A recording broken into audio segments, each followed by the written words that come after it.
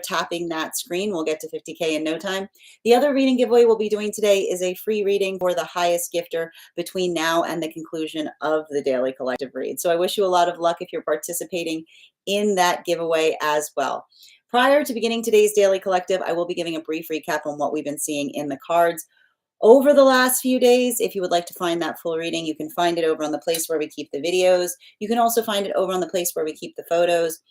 You can also find it as a podcast over on my spot at Tarot Church and over on my stack. But before we begin today, first and foremost, most important question, how are you doing today? Scale of 1 to 10. There are no wrong answers. I'm going to describe this. This is, I think, this is the intense moment that we're navigating through this eclipse cycle. And the thing about it, and here's the thing about it. When I say that this type of energy is polarizing, it's very polarizing. There's only 2 planets right now that are effectively not in retrograde, and those are Venus and Pluto. It's shadow work central. It's working through the identification point of being able to recognize and identify what it is that we are energetically working upon. It's not easy. And I would not be surprised. And I think that one of the things that's really calibrating for this is we're calling, it's not necessarily entirely, if you felt like a shift after that full moon that we just experienced, don't get hasty. It's not the full moon's fault this time.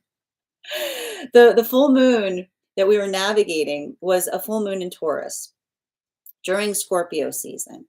And the thing to remember, and I wrote a whole article about this over on the stack in the Mystic Meditation section, you can go over there to read it, is that a full moon in Taurus during Scorpio season challenges our ability to find comfort.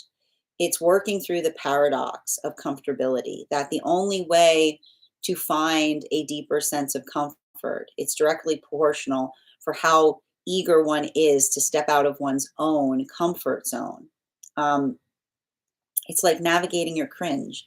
It's working through, and it's hard, right? Like it's hard when we do things in different ways. And it also, I need to stress this, it also requires us to effectively be able to navigate our Fool energy, because there was a lot of messages that were coming through in relationality to understanding the true meaning of humility. And humility is effectively that. Like we have this misambiguation on what humility means nowadays. Humility does not mean embarrassment. Humility means the ability to recognize and to perceive the world from the perspective of being a perpetual student. It's being able to have the eyes of wonder that shape the perception of everything that we see around us. And that's why we often calibrate. And this is why it's often, like I need to point this out, this is often why it's easier for those that are younger to be able to learn more.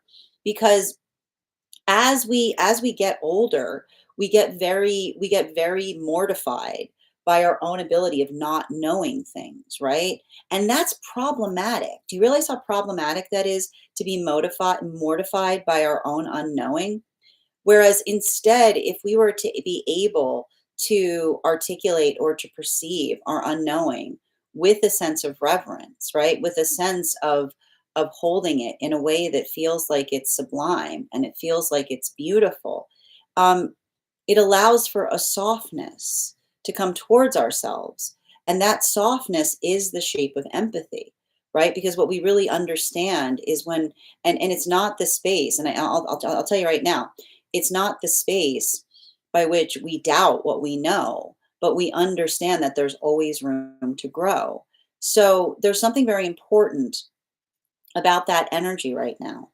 And that's why I kept on describing, and especially, and that's why I said this type of energy. I know some people right now that are cruising through this and they're feeling great. I know others that are navigating this and they're feeling really devastated, or they're working through a lot of feelings. I'm here to tell you, either modality is okay, because the challenge And again, that's why I was describing this energy to a certain extent as like there's like a little bit of a Persephone vibe to it. Is, and I like to describe this with the what do we see in the symbology or the mythology of a Persephone journey?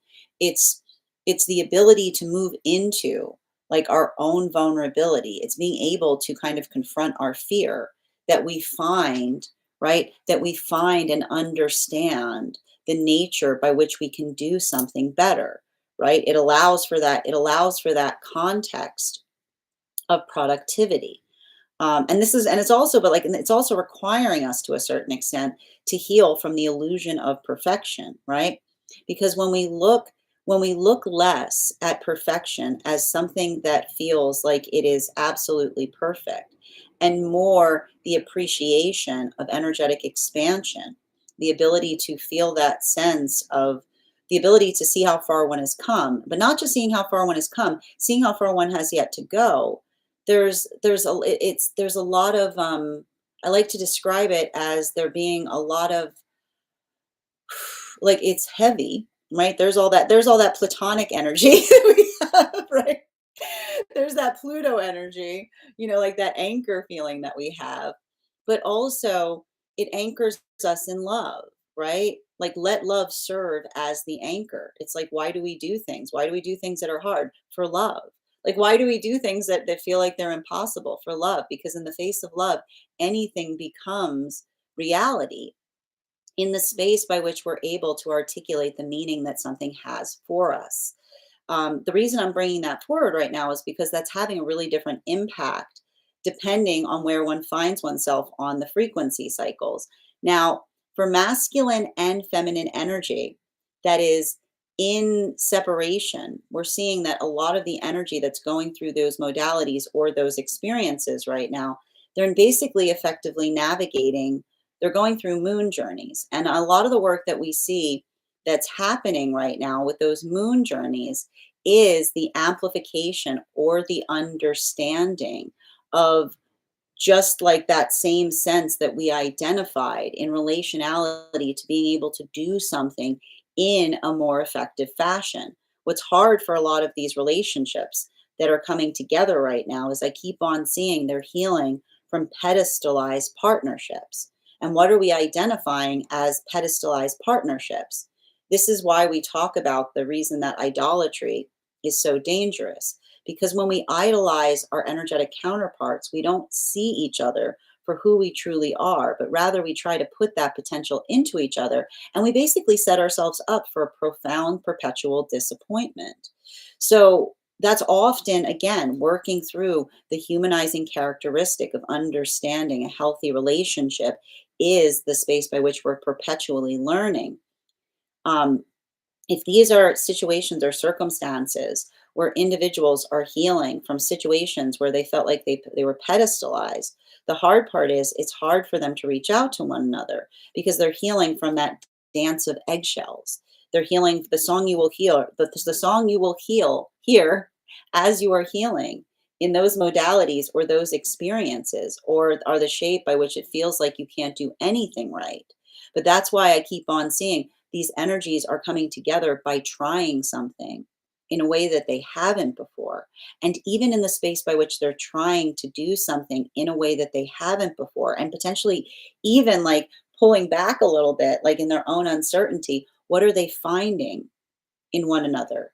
Reassurance to move forward, right? There's a lot of that forward or backward energy that we see that's occurring in those experiences. But that reassurance, what they're really giving each other in those experiences, is the reassurance of being in the context of an environment where not only is it safe to try, but even if there is a mistake that's made, it's not going to break everything. They're giving each other leeway to learn. Now, this brings us to the energy that's moving deeper into divine union right now. And for our purposes, when we're reading into the energy moving into divine union, we're talking about the relationships that were coming together between the time of Uranus stationing retrograde up until the solstice period that we experienced over the summer. For a lot of those relationships right now, they are going through temperance lessons. These are the temperance partnerships. We say that they're the temperance partnerships because we were going through temperance lessons at the time that they were coming together. Now, this is really difficult. I wouldn't be surprised if there's a lot of frustration that's being released and relieved right now, potentially as it relates to the past. Because for a lot of these relationships, potentially feeling that modality by which they are learning more about each other's past. They're coming to learn more about themselves. And it's not the fact that they weren't trying to keep something from one another, but they didn't want the shape of the trauma that they experienced in the past to be the face by which another person came to identify them. And that's why we keep on seeing that for a lot of those relationships. This is really difficult right now. And I got to give a lot of credit to anyone going through this because everything I'm picking up on, it's not just the fact that these relationships are dealing with the fact that they see something in the past of the counterpart they would like to do something about, but the fact that it would feel so indulgent to their own journey because it sits directly on a trauma trigger. Remembering that trauma builds triggers in weird places. That's Chiron and Eris almost on top of each other during this entire retrograde cycle.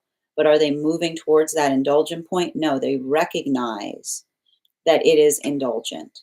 They're instead sanctifying the relationship by prioritizing the journey of the counterpart that's working to heal from something.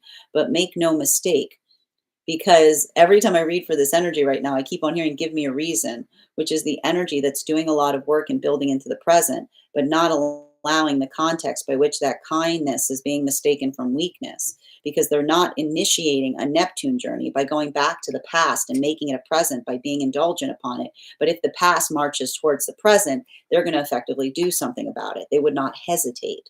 Now, this brings us to the energy that is deep within divine union. And for our purposes, again, those are the magician partnerships that were coming together between the time of the solstice period up until the time of Mercury and Venus stationing direct behind Neptune. These relationships, and it's very intriguing because while we see that the temperance relationships are kind of battling through Neptune lessons, the energy deep within divine union right now are working through Saturn lessons. This is potentially recognizing and identifying that while they may have been in a relationship before, they've never been as centered in partnership as they are presently, and seeing the centering change the shape of some of the relationships outside of partnership. They're basically going through a maturation process. And I keep on seeing they're working through the volatility of their feelings, the fact that being in healthy partnership should never be in a state by which it changes the relationships outside of partnership, but it feels like a massive amount of information, particularly as it relates to aspects of relationships outside of partnership that they may not necessarily have seen or recognized until prior to moving into healthy union. And that's heavy, but it's fortifying. Hate to see, better to know. They're going through wisdom path work. And as they continue to grow, they're recognizing the difference. They understand they're doing that work to segment in terms of what's in their capacity to change versus what is their capacity to accept by reaffirming to one another that the way we can tell that we're moving into the space of being the mature one is that they're working through the lesson that they're always open to a healthy conversation. But one can never chase after a healthy conversation because when you try to chase after a healthy conversation, it becomes an unhealthy confrontation. So that's why we see for a lot of the energy right now, they're giving each other catharsis. They're potentially even finding support in some energy outside of partnership that has witnessed them going through this. And they're potentially getting some reaffirmation by others who have experienced this in their own experiences, right? It's that building point in terms of identifying. And again, I keep on hearing it's a unified hermit energy because it's the energy that feels like they're moving through solitude, but they've also got energy that is similarly and simultaneously also gone through that journey that is reaffirming to them that it isn't something that is singular to the self. Now, that is where we find all of the energy prior to beginning today's daily collective read. But if you would like to find that full reading, you can find it over on the place where we keep the videos. You can also find it over on the place where we keep the photos. You can also find it as a podcast over on my spot at Tarot Church and over on my stack. I would also encourage you to make sure that you're giving me a follow over on that stack where our next tarot class will be held on Thursday, November 20th. We will be continuing the next class in our Tarot Church class program with a study on the Sun card. And if you would like to become a part of that tarot class program, all you need to do is head on over to my stack and become a paid subscriber. Your paid subscription to my stack is your ticket of entry into our live classes each and every month. Also, as a paid subscriber, you will also have access to over 9 hours worth of material in the Tarot Church Library class archive. It's not necessary to catch up. I'll be doing my best to give you a recap on everything we've studied prior to starting that class. You also have access to a one-on-one chat with me and the other students to ask any questions that you may have in relation to anything we've learned and studied thus far. And if you become a founding member to my stack, not only will you receive a discount on the full year's worth of classes, you will also receive a complimentary one-on-one mentorship class with me, where I will meet with you personally to assess where you are on your own personal tarot journey and give you the best insights in terms of how to utilize those classes to the best of advantage moving towards your tarot goals going forward. One of the things I tried to do in these classes was make them accessible to the absolute novice tarot reader as well as the seasoned reader. There's definitely something there for everyone. Don't let your lack of experience or your robust experience prevent you from joining us in these classes. And even if you don't become a paid subscriber to my stack, I would encourage you to follow me there to stay up to date on any new offerings or services. You'll also find there my Mystic Meditation articles, which give you updates on everything we've been seeing energetically in article form each month. I look forward to seeing you there. That said, we are going to get started on today's daily collective read in the next few minutes. If you would like to get on the list for today, the list is open. It is 3 cards for a donation of 29 or more, 4 cards for a donation of 23 or more for my subscribers. Links in my bio. Please keep in mind there are 2 things I do not read for across these apps: pregnancy and medical. Happy to give insight on anything in private readings, and you can book private readings on my site. We do here life path, highest priority messages from spirit, dream interpretation, angelic guidance, animal spirit guide readings, pet readings, akashic, mind, body, spirit readings, and mediumship. I'm going to take a few minutes to read over some of the comments that came through as I was reading. Dana, thank you for joining us today. So cool. Thank you as well. Taz, thank you for joining us as well. How are you doing today, Estella? And welcome as well, Bleep. How are you doing, Ivana? Ivana, I got an additional download on your reading yesterday. I'll be emailing that to you. And Susan, thank you so much. You're welcome, Ivana. Good to see you today. And BR, thank you so much. An 8, we like an 8, miss. And C Mike, thank you for joining us. Thank you for the compliment, Elizabeth. Grand Rising Celestial, good to see you today. I'm not. Does it show that I am? No, I'm not trying to sell anything. It shouldn't be showing up if it is. Thank you for letting me know. How are you doing today, Ava? And welcome. You're so welcome, Unique. Namaste, Kate. Thank you as well for the follow. Interesting. Single for 3 years, having a relationship with me. We love that. Sending you support on that journey, Kate. Continue to heal. How are you doing today, Heather? Thank you for the follow. And September, thank you for the follow as well. As I mentioned, friends, if you'd like to get on the list, thank you, Lucy, for getting on the list. You'll be the second person read for. I like it, Peg. I like it. It is, honestly, it gives that kind of vibe too, right? There's a gothic vibe right now. And the gothic vibe that we're getting is a result of the fact of Venus and Pluto both being stationing direct. So I totally understand what you mean with that statement. You're so welcome, Ivana. Grand Rising, Rue. How do I remove it? Oh no, I apologize. Yeah, I'm sorry if you guys are seeing a shopping bag button. I'm not seeing it on my side. Should I restart the live? If it's an annoyance, I'll definitely restart the live. I don't want it to seem like I'm trying to sell something. It is weird. No, I don't like it either. I apologize if that's occurring. Okay, as I mentioned, friends, it doesn't bother me. It's not annoying. Okay, if it's not annoying, we'll keep it for now. As I mentioned, we are going to get started on today's daily collective read. I got to tell you, I feel like we're going to do something. We're going to switch it up today because, to be perfectly honest, I have been feeling really inclined to do, especially ever since I saw the fact that we've got Venus and Pluto that are both both upright. I've been feeling very inclined to basically do a masculine, feminine, non-binary energy update. So I actually feel like we're going to be doing one of those today in lieu of the divine energy update. I feel like it's kind of necessary right now because we're reading so heavily into the relationship path work. I'd like to break down more, especially given the reading that we saw yesterday, like especially with the cards that I saw with like the High Priestess in its reversal, along with the King of Pentacles in its reversal, kind of identifying and recognizing the differences that are occurring mutually in those frequencies. So I definitely think we're going to be doing something a little, we're going to be doing a little bit of a different reading today. But that said, that doesn't change the fact that we are still doing personal readings. If you'd like to get on the list today, you'll be the second person read for. 3 cards for a donation of 29 or more. 4 cards for a donation of 23 or more for my subscribers. Links in my bio. Please keep in mind there are 2 things I don't read for across these apps, pregnancy and medical. And if you guys hold on just a moment, I need to hit pause and we'll be right back.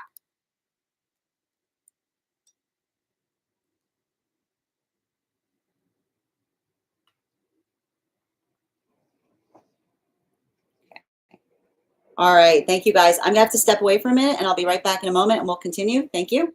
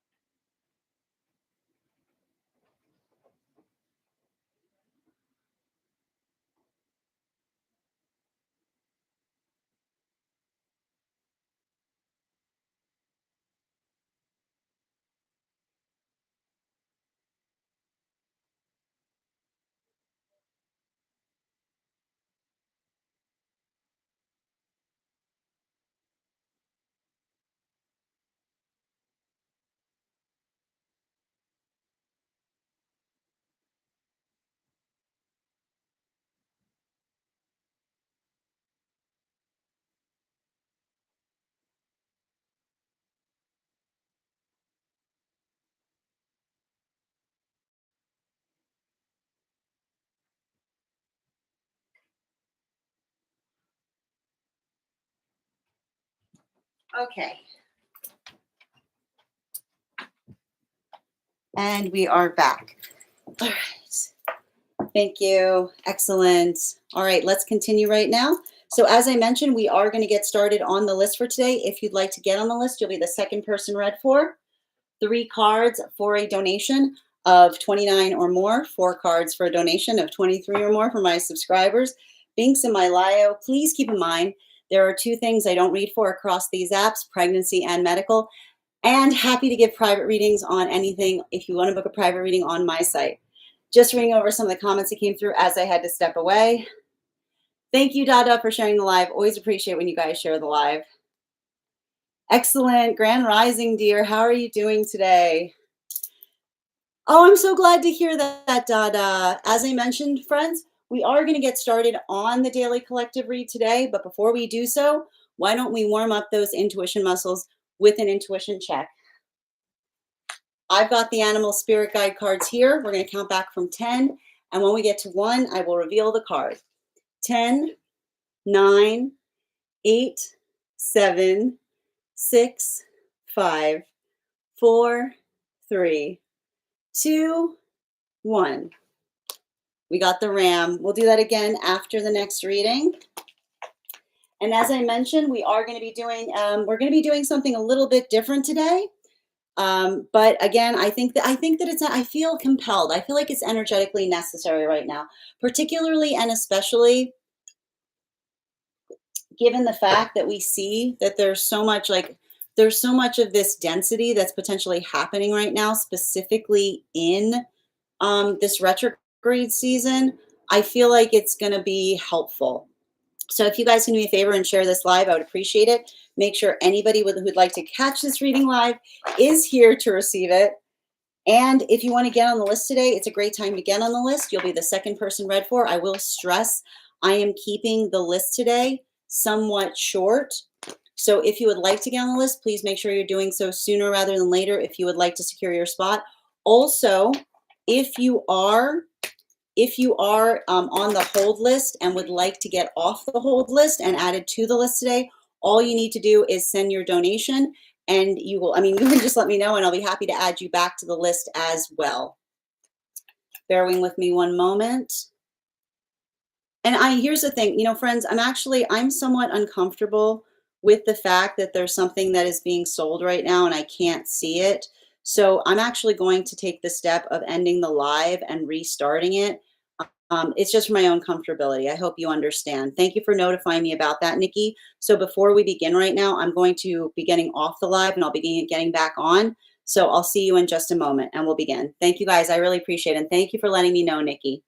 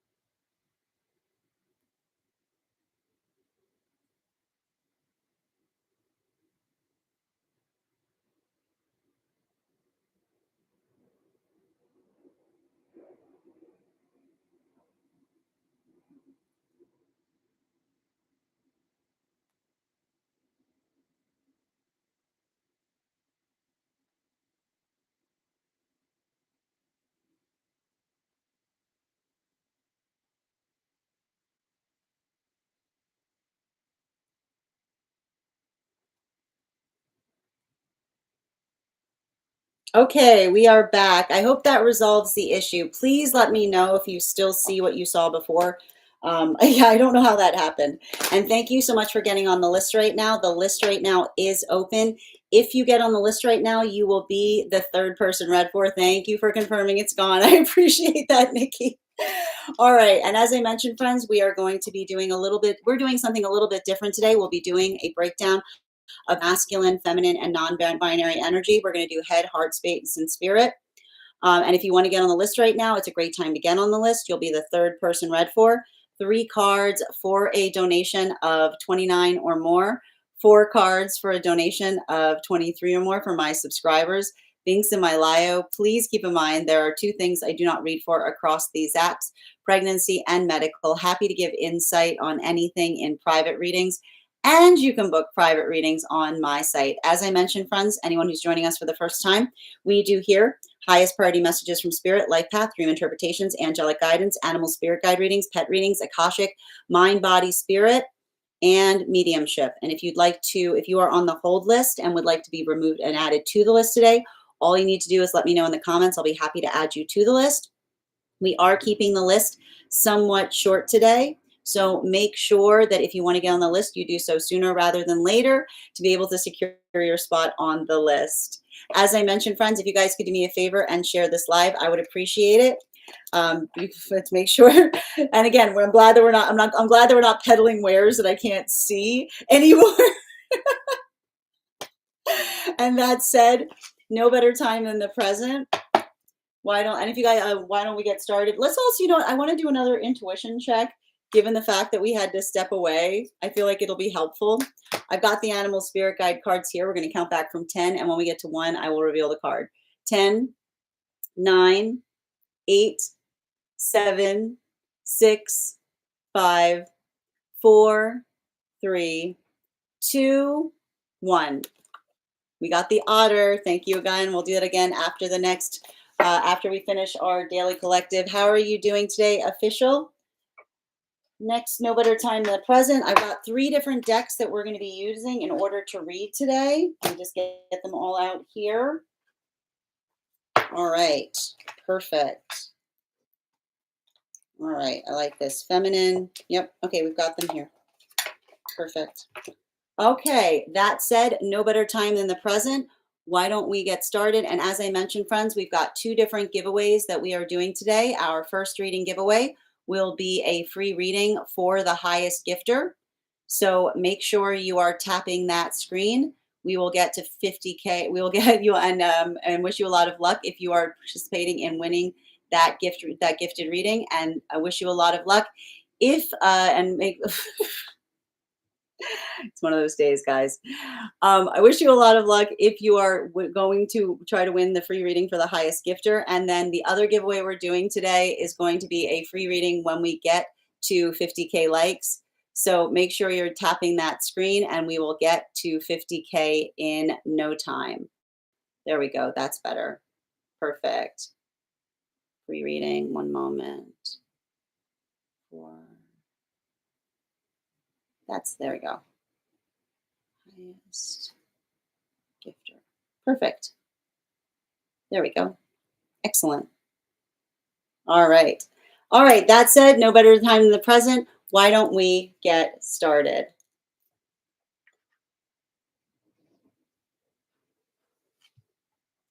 Welcome, everyone. Happy Sunday. I'm the Grace Strega, and I'm here to give you your divine breakdown of masculine, feminine, and non-binary energy update today. What do we have coming through in the cards for today? Can I please have? We're going to be starting right now with masculine energy, bearing in mind that this is not based on gender, but what one feels most aligned to. We are going to be starting right now with head space, heart space, and spirit space. What do we have coming through right now for the head space of masculine energy? 3 cards that we are starting off with right now. And one of the reasons that we're going to be doing this reading right now is I feel like one of the things that I was articulating before we started the podcast was that given the fact that we've got a lot of the density that we've been currently experiencing in relationality to so many planets being retrograde right now, I found it was really compelling that we saw both feminine and masculine energy that was in its reversal in yesterday's reading. And we also are going through the journey right now of both Venus and Pluto being 2 of the only planets that are stationing direct. It's interesting because the energy itself feels like it's in hermit mode. And the thing is, when the energy is in hermit mode, it's hard to effectively discern what's going on above the surface because there's a lot of stuff that's happening internally. So one of the reasons that we're going to be doing a reading like this right now is, and we're kind of talking about this, the retrograde periods often create these moments or these modalities of contemplation. I like to describe them as quietude points. They're pause points. They're also very beautiful, and again, it's working through the retrograde energy in a way that feels like it's productive. I like to describe the fact that we can often see retrograde periods as helping us heal our relationship to silence, right? Silence is not something that we effectively arrive with a comfortability point to. And often when we're moving into the space of feeling stable within our own energy, we start to heal that relationship to it. So one of the reasons that we're kind of going through this breakdown right now is this is almost like a deeper dive into where we left the cards yesterday in relationality to exploring how the energies themselves are being impacted by a lot of the intensity of this retrograde period. Especially because, and this is the thing we have to be conscientious and wary about, Venus and Pluto being the only planets that are direct right now, it can bring a lot of feelings up. This is like shadow work central. And it's not to say, and again, I feel like shadow work is sometimes a very heavy word for the act of being able to kind of go through the inner understanding of the self. And I'm already seeing here in relationality to the cards that I'm drawing for both masculine, feminine, non-binary, that they are very, very, very different. But there's something about the similarity in themselves, because I'll tell you right now, the one thing that's really wild is there's a profound amount of cup energy in all of these readings that I'm seeing right now. So as I mentioned, we're going to be starting right now on the headspace of the energies. Now, masculine energy, and this is really important as well, because one of the things that we see that has been happening right now, and I keep on getting masculine and energy and feminine energy have been healing the difference in the rift between, and I keep on seeing this, between what masculine effectively perceives that feminine desires versus what feminine actually desires is what I keep on seeing. And there's something significant and important about that as it relates to the fact, and I keep on seeing a lot of masculine energy that is effectively working through this. Desire itself is an energetic act of projection, right? The ability by which we recognize and identify that the things that we are energetically attracted to are often the things that we ourselves long for within the self. And what's beautiful about what I'm seeing right now for a lot of the masculine energy doing this work is being able to not just feel an energetic desire, but to parse through the locationality as to why one energetically desires it.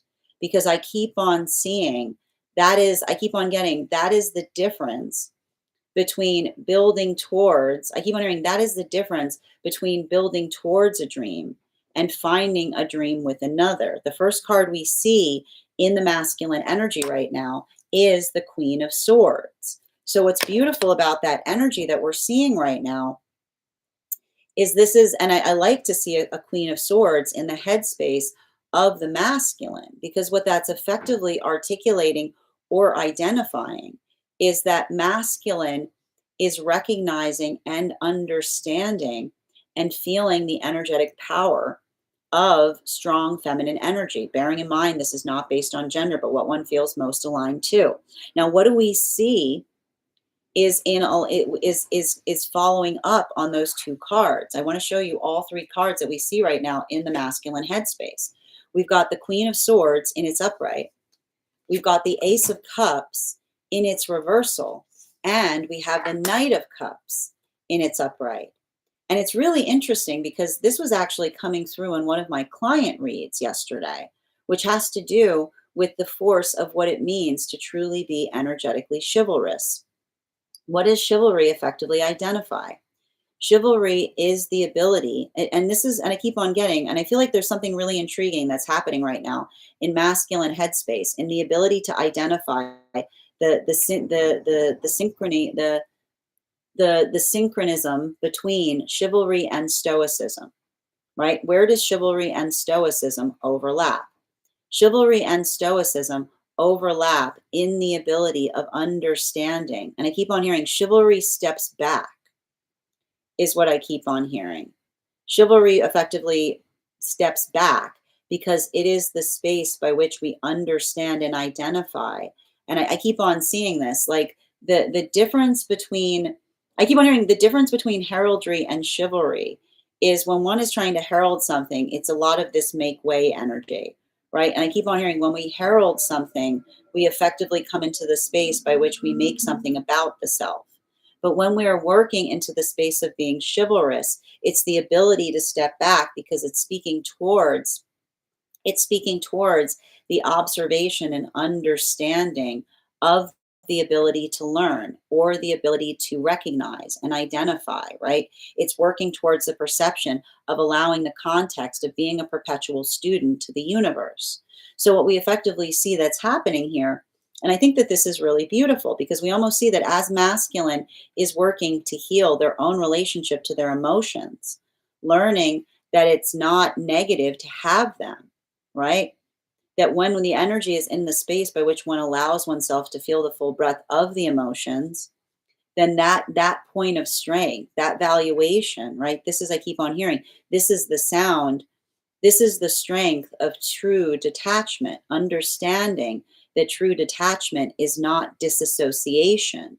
That when we teach ourselves not to feel anything, we haven't become stronger, we become weaker. Because when we stop ourselves from feeling anything, then when we finally do, we're overcome by the emotions. We don't know what to do with them.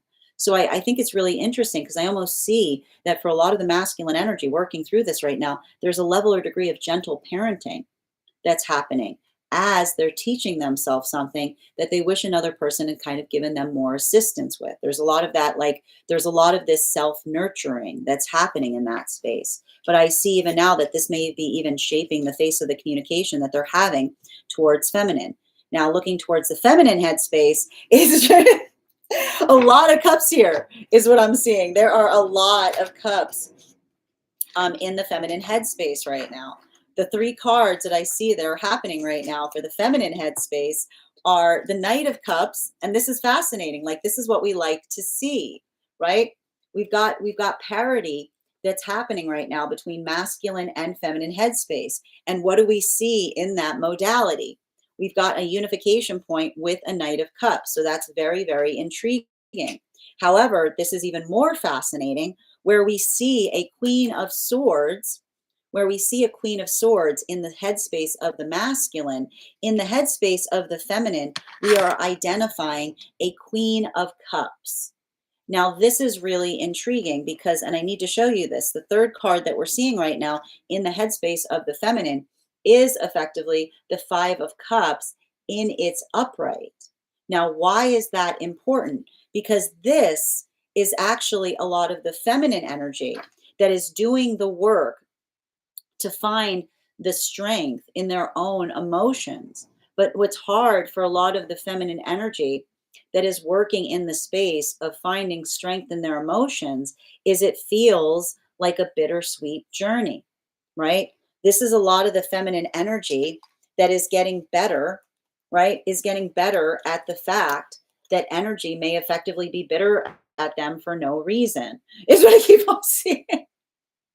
This is feminine energy working into continuing to heal from the space by which the feminine feels it is their responsibility to navigate the emotions of everyone around them, right? This is literally the energy of the feminine that says, as long as I'm in a good place, emotional comfortability is not one of the job descriptions of feminine energy, right? This is the feminine energy that says, as long as, look at this feminine energy saying, as long as feminine energy's heart's in the right place, and as long as they're doing a lot of work in terms of being reciprocal in relationality to what they bring to others and in relationality to what they themselves are trying to return back to the self.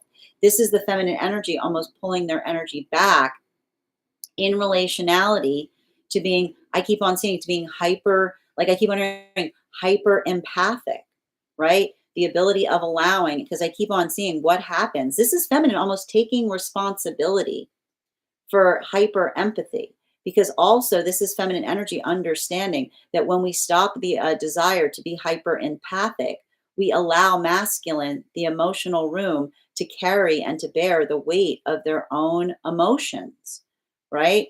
It's hard for the feminine because the feminine almost has, like, look at this, the feminine almost sees the fact that they're good at this. Like the feminine is almost saying to themselves, just because I can read a room effectively, having to navigate, having to worry or overly signify upon what the feminine finds in that emotional reading of the room, that is the feminine that's almost articulating and saying, observe, not absorb, right? So this is why, and this is what I said in relationality to having a moment when we were doing the daily collective, when I said it's weird because I'm noticing that masculine and feminine energy are going into hermit mode in different ways. This is exactly what I was trying to get to the bottom of, because we see here that this is masculine energy going into hermit mode, but not going into hermit mode. It's the masculine energy working through an understanding and building upon the pathwork of courtesy, right? There's a lot of that. It's like the masculine that's going into hermit mode, but really they're being energetically chivalrous. While for feminine, we see that this is a lot of the feminine energy that's doing that, working through that modality of experience of going into hermit mode via the observing and not absorbing, right? Focusing and staying energetically grounded as it relates to doing something or working through things is what I keep on seeing. Now, for the non binary energy that we see right now, and I need to stress this because this is also showing the fact that we're seeing a lot of energetic alignment that's potentially coming through right now. Because for non binary energy, we have here, we've got more night energy. I need to stress this. Do you see how significant this is? We've got night energy in the headspace of all energetic frequencies right now. So, for a lot of the energy right now, being able to be in that Knight of Wands energy. Now, this is intriguing because we see even now Knight of Cups occurring right now between masculine and feminine. While as for non-binary energy, we notice that we've got a lot of this Knight of Swords energy. So this is also the modality or experience with the Justice card in its reversal. And here's the kicker. Here's the kicker in relationality to me articulating the fact that I wanted to get to the bottom of a lot of this Hermit energy we're seeing. What else do we see here? We've got the Hermit card in its reversal. There it is.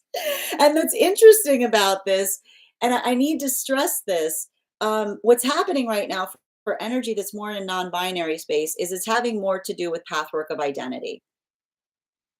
What's happening right now for a lot of the energy there is I feel like there's something about the energy that's in the non-binary modality that feels like, I keep on seeing, it's almost like the energy that feels like it's taking weight off conversations, but also like adding additional weight to them. is what I keep on seeing. And I think it's really interesting because I almost see some of that energy articulating upon the fact that they don't want to act as mediator. People they don't want to act as mediator. There's something about that energy right now. I just keep on hearing not the desire to act as mediator, which is I feel like the reason I'm seeing this is I feel like for a lot of the energy in that space, the feeling of another person, I keep on hearing like the energy that's almost having a hard time feeling tired, like exhausted from the need to over explain. It's almost like the energy that understands that they need to, but almost like wishing or building into the pathwork of like hoping, like they're building for the day that something that they explain will not be necessary. And that's often like, I almost feel like a lot of that energy right now is deep within Chiron because they're working through the context of the wounded healer. Like I keep on hearing the work that they do now, they're building towards a future where it won't be energetically necessary. Continuing right now, let's get into the heart space about these energies that we're seeing at this time. Can I please get 3 cards for masculine energy? Bearing in mind, this is not based on gender, but what one feels more most aligned to. Heart space right now of masculine energy. There it goes. I got to tell you right now, the inner blending of these cards is really exceptional right now because we've basically got for the masculine energy right now in the heart space, we have the King of Swords in its upright. I mean, sorry, the knight, the king of spears. So the king of spears is effectively the king of wands. Correction, because I forgot which deck we're drawing from. The king of wands in its upright, with the page of coins and the priestess energy. And this is effectively really interesting because what we're really seeing here is this is the effective shift in perception that is potentially happening right now for a lot of the masculine energy that's working through this collectively. And I keep on seeing, and I need to stress this, I just want to show you, I want to show you the difference between where masculine energy may have felt like they needed to start from versus where they may have effectively energetically finding themselves.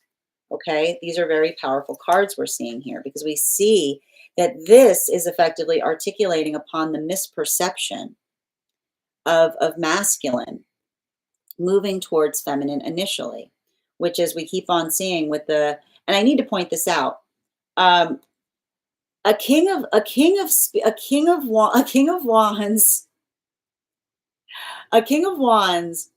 with a queen of swords is it's like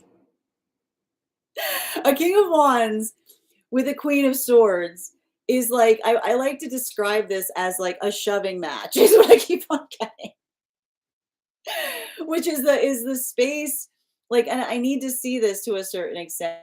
Like I feel like this is what I mean. This is masculine energy being able to let go, like letting go of some kind of, I keep on getting some kind of archaic preconception that a relationship with feminine had to feel like a battle is what I keep on seeing. Because I keep on seeing that like the energy of the masculine working through that is almost the space of saying if it feels like a battle, it's already broken.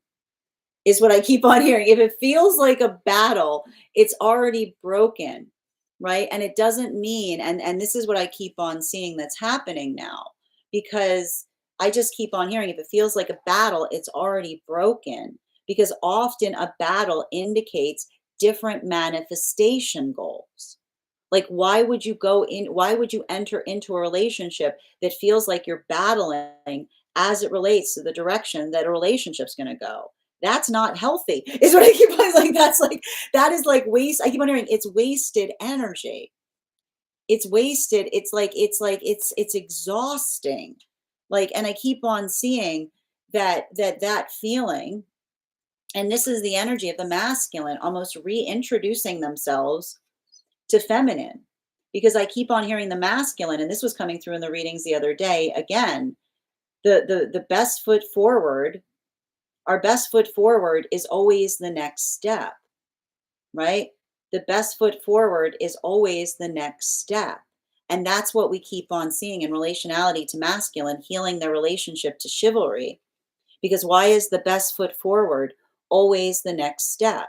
Because the security, like the security that feminine often looks towards from masculine, is the ability of being able to understand the direction that something's going in. Never do we feel, right? Never do we feel more energetically secure than when we're holding maps for each other. And the beauty of a shared map is that you can articulate upon the direction. So this is why we see that this is the masculine that's actually like doing the hard, like they're doing the hard work of reintroducing themselves to their emotions. Because this is almost the masculine that says to themselves, when I'm in touch with my emotions, I can share my dreams to the feminine. And when I share my dreams to the feminine, I'm showing feminine the map. And when I show feminine the map, never does the feminine feel more secure in my embrace. Now, for feminine energy, again, bearing in mind this is not based on gender, but what one feels most aligned to in the heart space of the feminine right now, we have 3 cards coming through.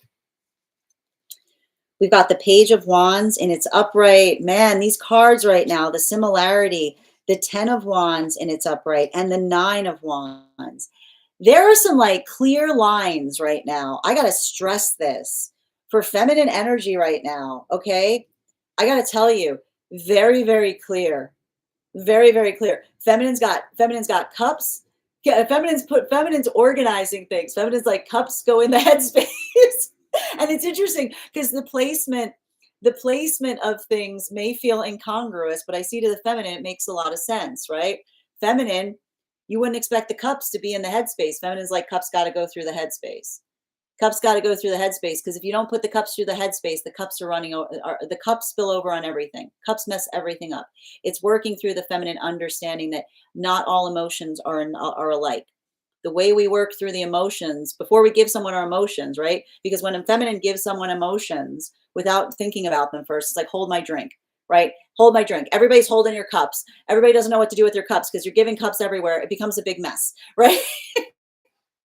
But when feminine does the work of processing the emotions into the headspace, what can she then do? Bring them back into the heart space for active plans, right? Masculine's working on map making by understanding that the emotions that we're able to articulate become the map. Feminine says the emotions, different journey.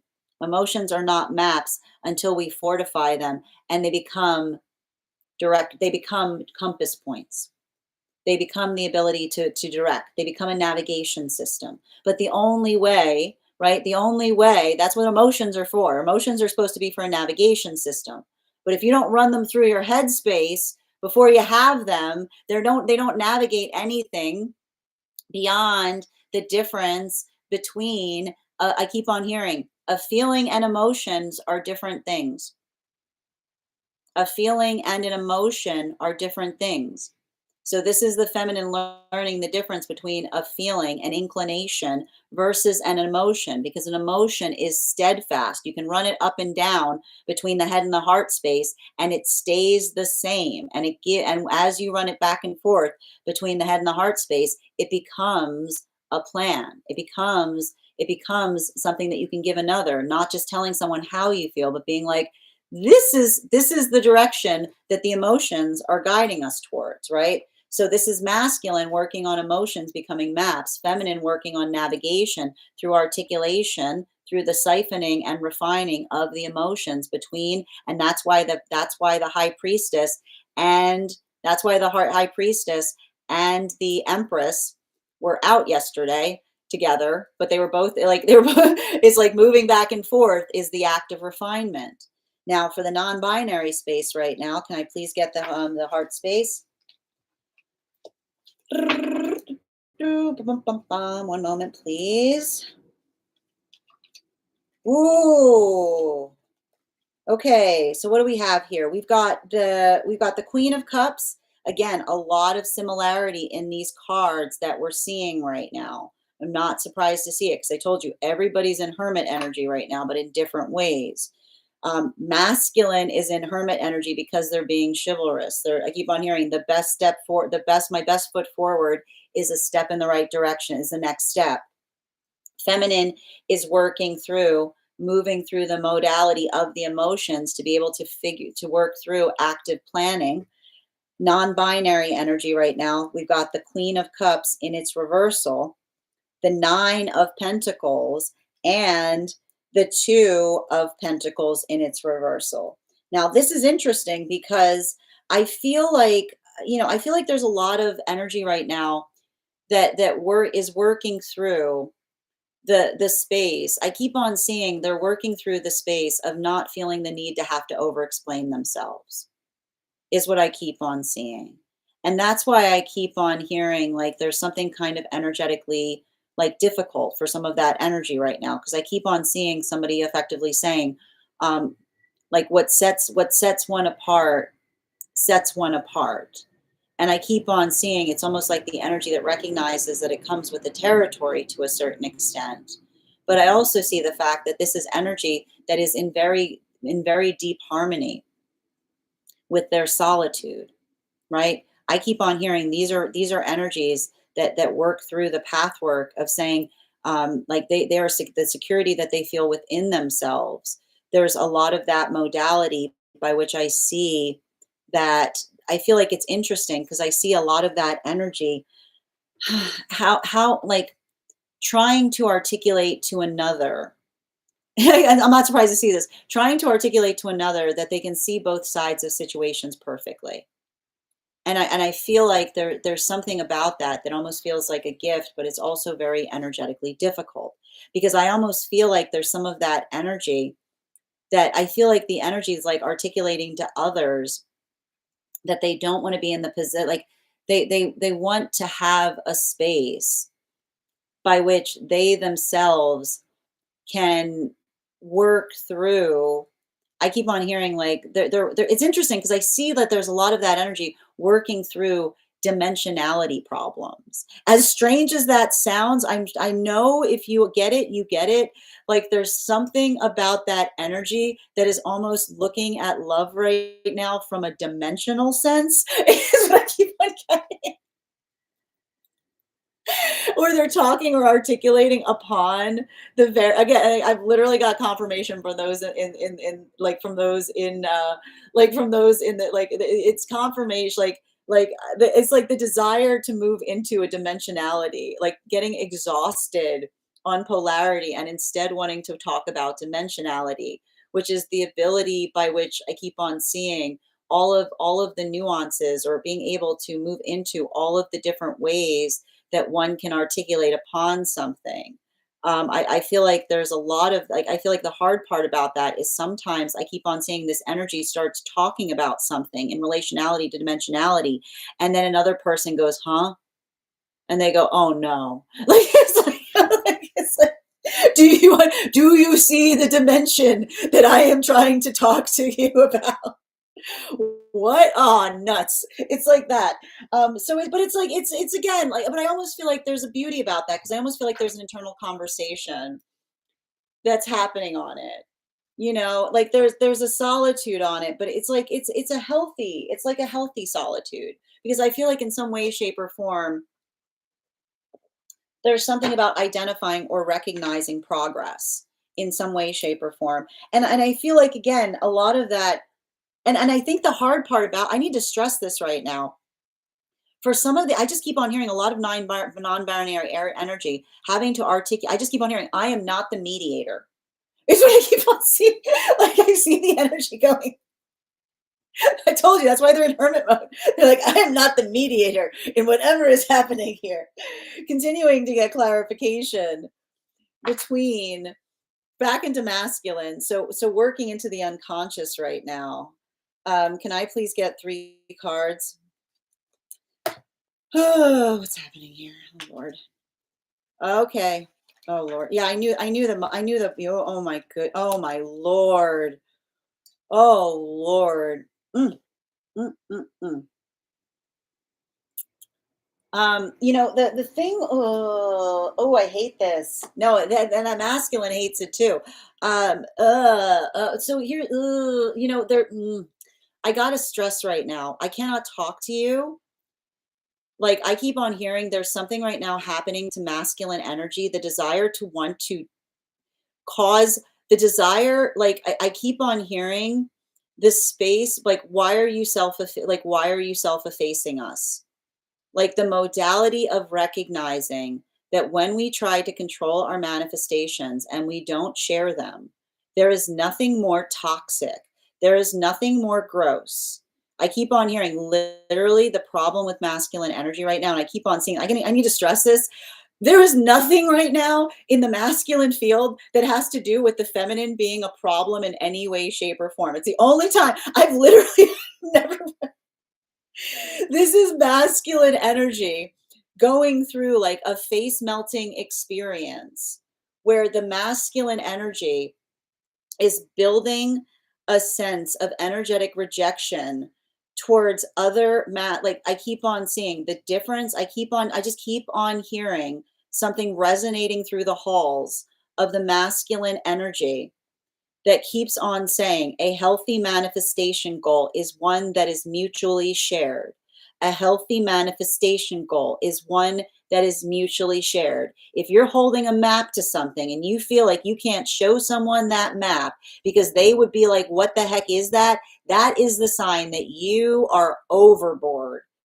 That is the sign that you have never moved so far off the territory of being well, that is what, and I keep on seeing this here because I keep on hearing the masculine energy and I keep on getting, I got so much of this energy here working upon the care and the empathy, the preciousness that they energetically feel. And I keep on hearing when you hold something preciously, you don't energetically belittle it. You don't say, trust me. You say, I trust you. You never say, trust me. You say, I trust you. And there's something about the modality by which the masculine is working through. And I keep on hearing, like, it's almost the masculine energy feeling. I need to stress this here. All of the feminine energy cards are in the upright, in masculine energy. And so this is almost the masculine energy that's healing their emotions, that are feeling like they're feeling the energetic vulnerability of feminine, and they're sharing the audacity. They're sharing the energetic audacity of something. And I keep on hearing like there's something about it's like I almost hear the masculine energy like breathing through it, like they're breathing through it so that they don't, like, it's like I can see the energy, like it's like they're breathing through it because their fist is like tightening in relationality to a lot of that work. And I keep on seeing that for a lot of the energy right now, it's the ability. I keep on seeing I keep on hearing and I keep on getting the ability of feeling like the work that they're doing is further damaged by the energy of others not doing that work, is what I keep on seeing. That's what I keep on hearing, the masculine almost working through something and saying, like, how could you? Because I can almost see the energy of the healthy masculine feeling the weight that whenever masculine energy does not work towards that healing, then the masculine energy has to work twice as hard through their own healing journey, because they have to work through the fact that they themselves are building towards authenticity, but also understanding the shape by which another person would have a hard time believing it or finding them there. I keep on hearing the word is like, how can I be safe when everything you do keeps on creating a context that is not energetically safe, right? So I keep on seeing that there's a lot of that. I keep on hearing the healthy masculine energy almost experiencing some kind of Atlas energy here, because it feels like they have to bear that additional weight. This brings us to the feminine energy. Clarification between, for the bearing in mind, again, this is not based on gender, but what one feels most aligned to. 3 cards for the unconscious space of the feminine. Oh, we've got here the two of Pentacles. Okay, we've got the 2 of Pentacles, the 3 of Pentacles, and the 8 of Cups. Now, it's really interesting. I need to point this out right now for a lot of the feminine energy. The cups, the cups are everywhere but the heart space. The cups are everywhere but the heart space. And I think, and I need to stress this, I think that this is energetically good for the feminine right now. There's something really important about the fact that the feminine is I keep on hearing, because the cups start in the heart space. That's where they create. So the fact that the feminine energy is moving them is like, this is the feminine energy, like literally doing the work to identify and articulate the inside problem versus the outside problem, right? Something that they need to get on, that something that they need to get better doing, something that someone else needs to get better doing. And I keep on seeing that for a lot of the feminine energy, it's the opposite. It's the opposite of Atlas energy. It's the opposite. This is feminine going, no, no, no, no, I'm not going to carry those emotions for you. Those are your emotions. Those are your emotions. It's okay, because this is the feminine energy that says no Atlas energy. Because this is a feminine says, when I carry the emotions for others, I don't give them the opportunity to become stronger in them. Right? This is the feminine energy doing that work in order to help facilitate that. And I keep on hearing the feminine's not doing Atlas energy. So what are they doing instead? They're raising the roof. Is what I keep on hearing. When feminine's not getting Atlas energy, instead feminine's raising the roof that says, you can do it. You can do it. I believe in you. Feminine goes, I can't be Atlas energy while I'm trying to raise the roof. I got to raise the roof, right? So I feel like that's the feminine energy articulating upon healthy boundaries. I'd love to help you with that, but I'm really busy raising the roof right now. And so it's different, because that's like, it's like for masculine, it's more grounded.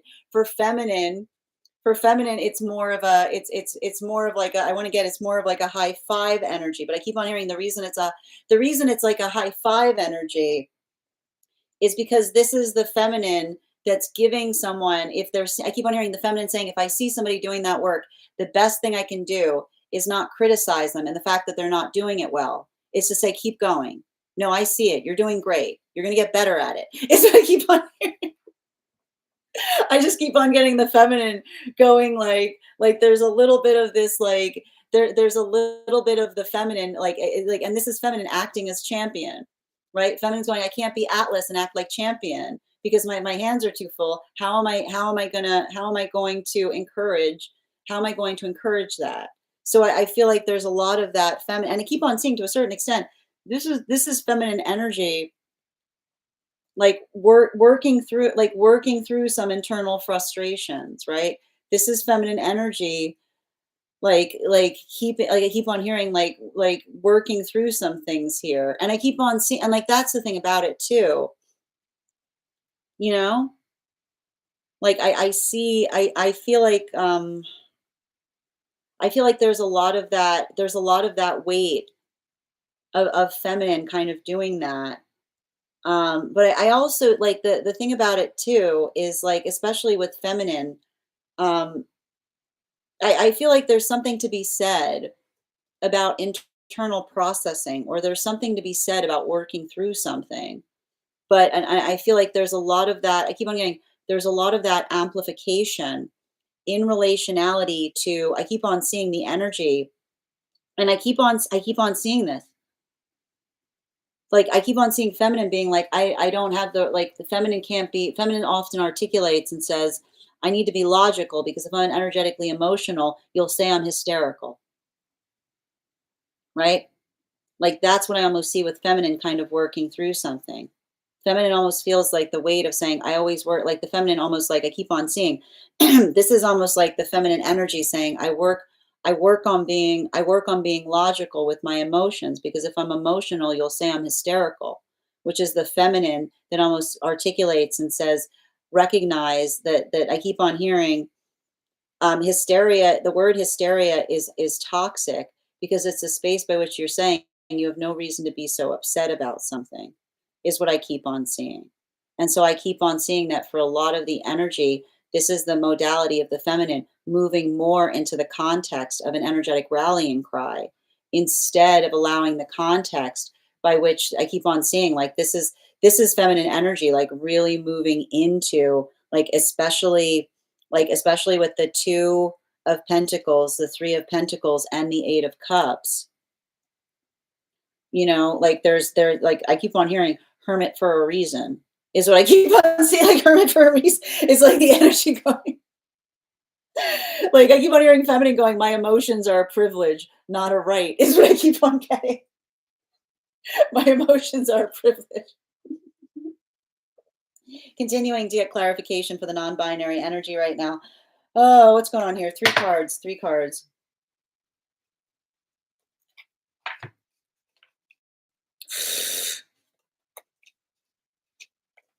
Yeah, I feel I've got, like, there's something about the for the energy, the non-binary energy right now. I've got the knight, we've got the Knight of Pentacles in its reversal coming through with the Ace of Wands in combination with the Eight of Wands in its upright. And I keep on seeing that for a lot of the energy doing that work, it's really interesting because um, there's vitriol here. I want to describe this.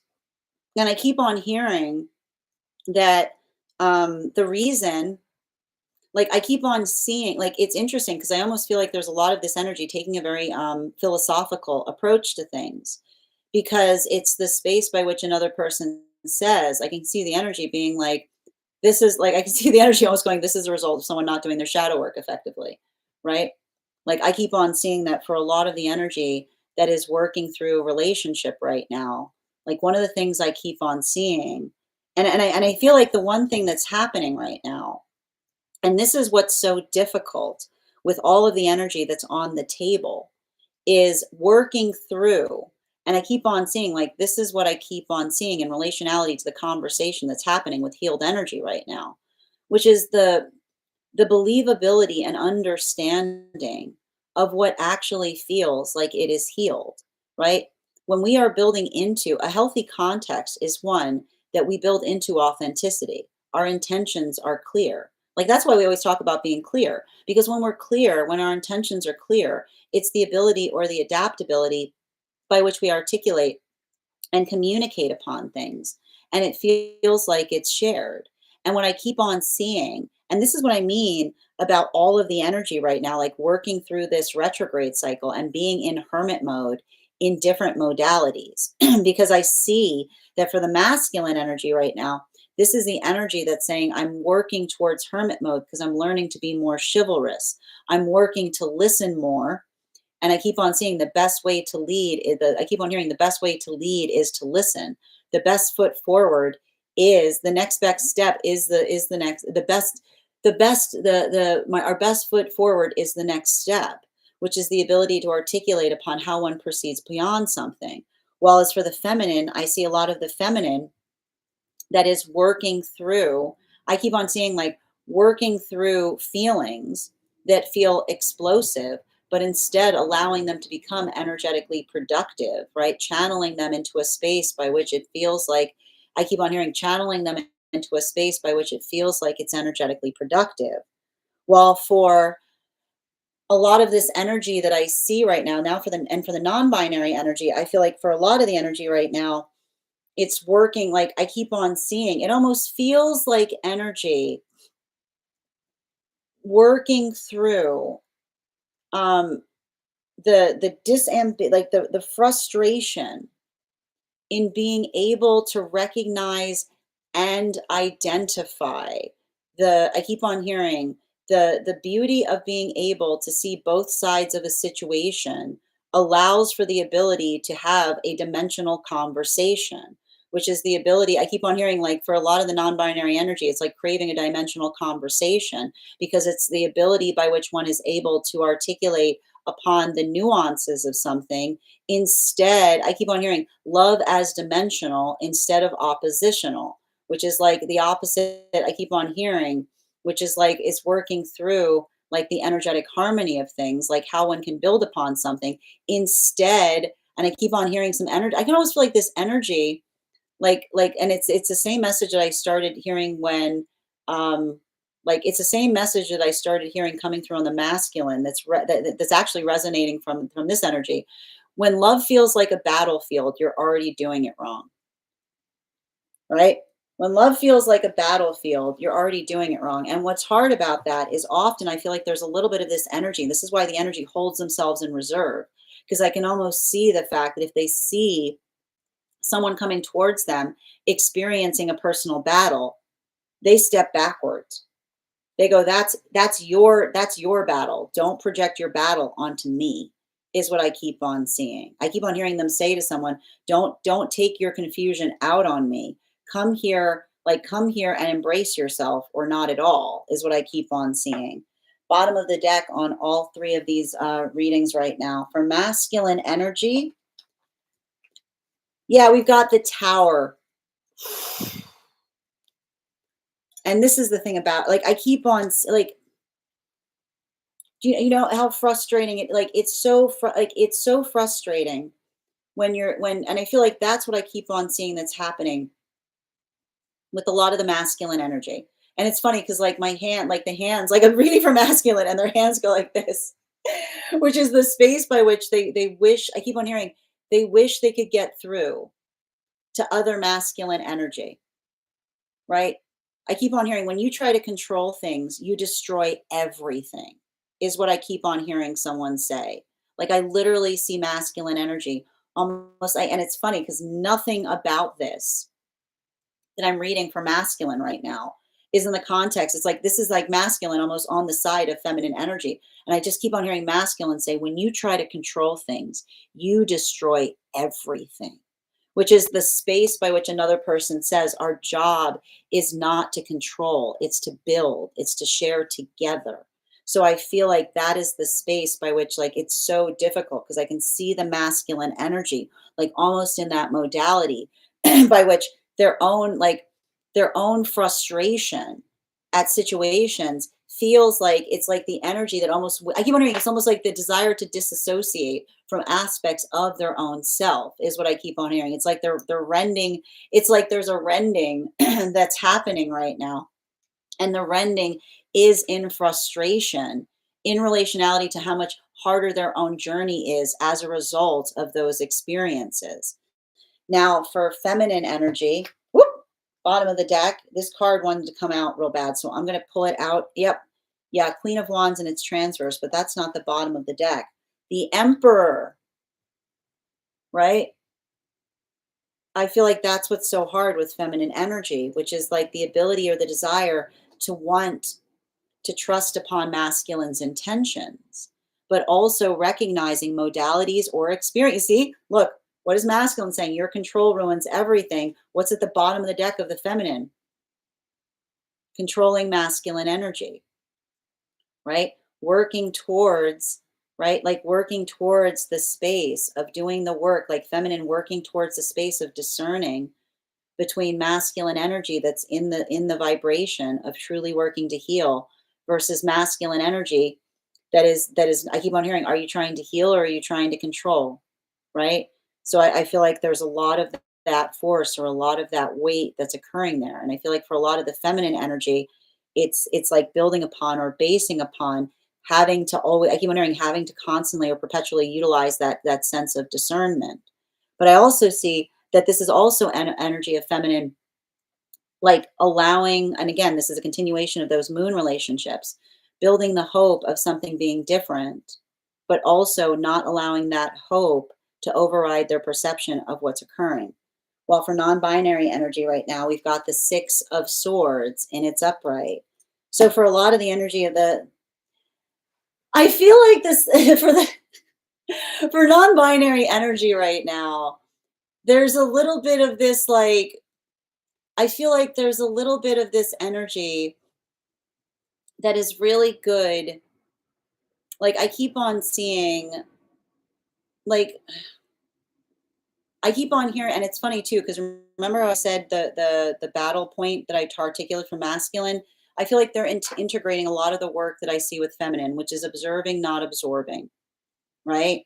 I keep on seeing that the energy of the non-binary energy says not wanting to desire to be in a relationship requires them to facilitate as perpetual educator, looking or feeling something where another person just gets it. And I keep on seeing like that's a lot of the process of energetic refinement that they're potentially going through right now. And it's not easy, but I do feel like there's something that's happening right now that's helping in relationality to that conversation. Because I keep on seeing, I feel like a lot of that energy is almost saying, like, I keep on hearing the same thing. A relationship is not a battleground. If you try to come towards me and you're battling, like you've already lost the war, is what I keep on hearing, because that's the energy saying that's not what this relationship is for.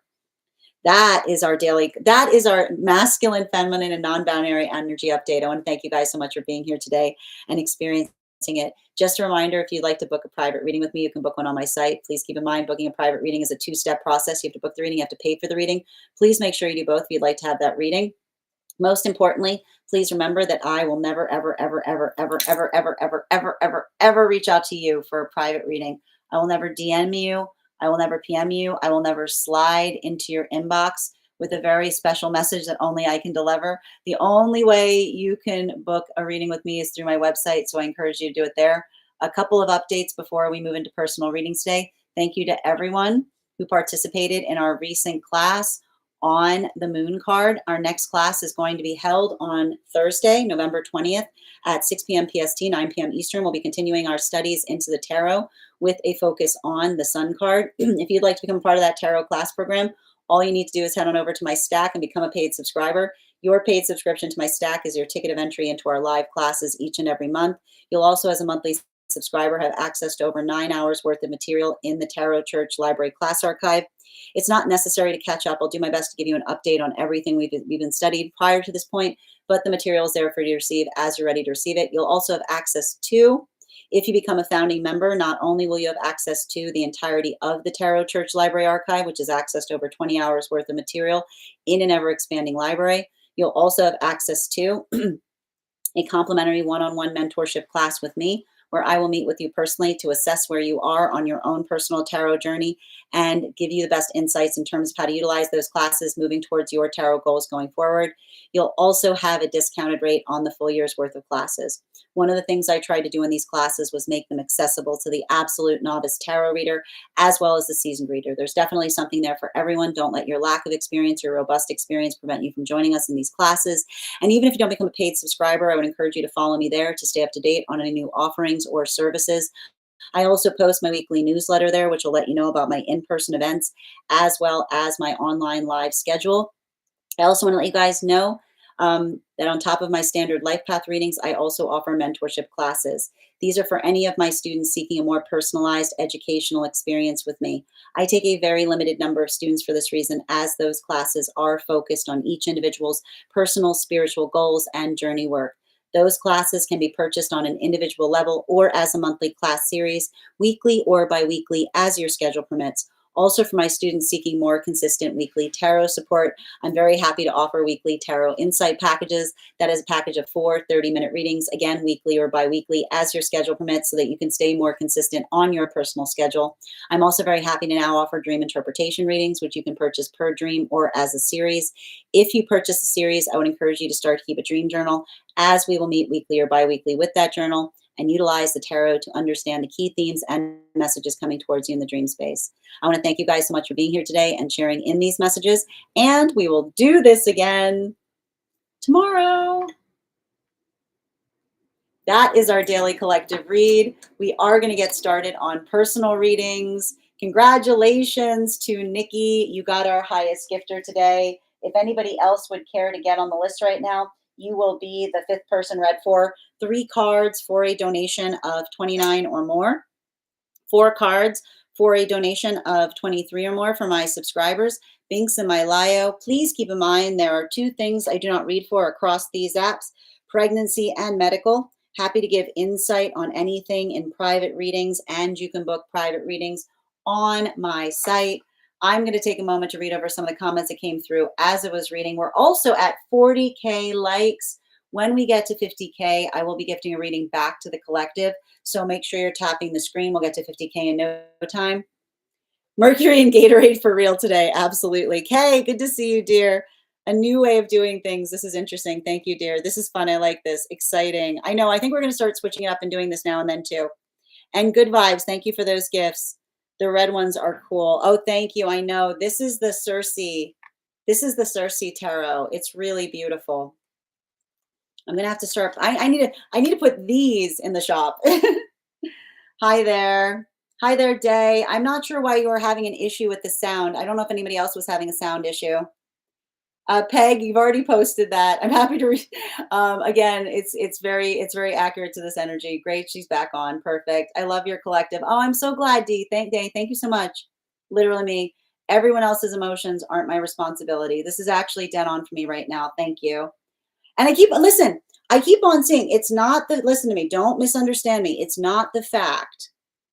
It's not the fact that the feminine is not saying that no one's emotions are their responsibility.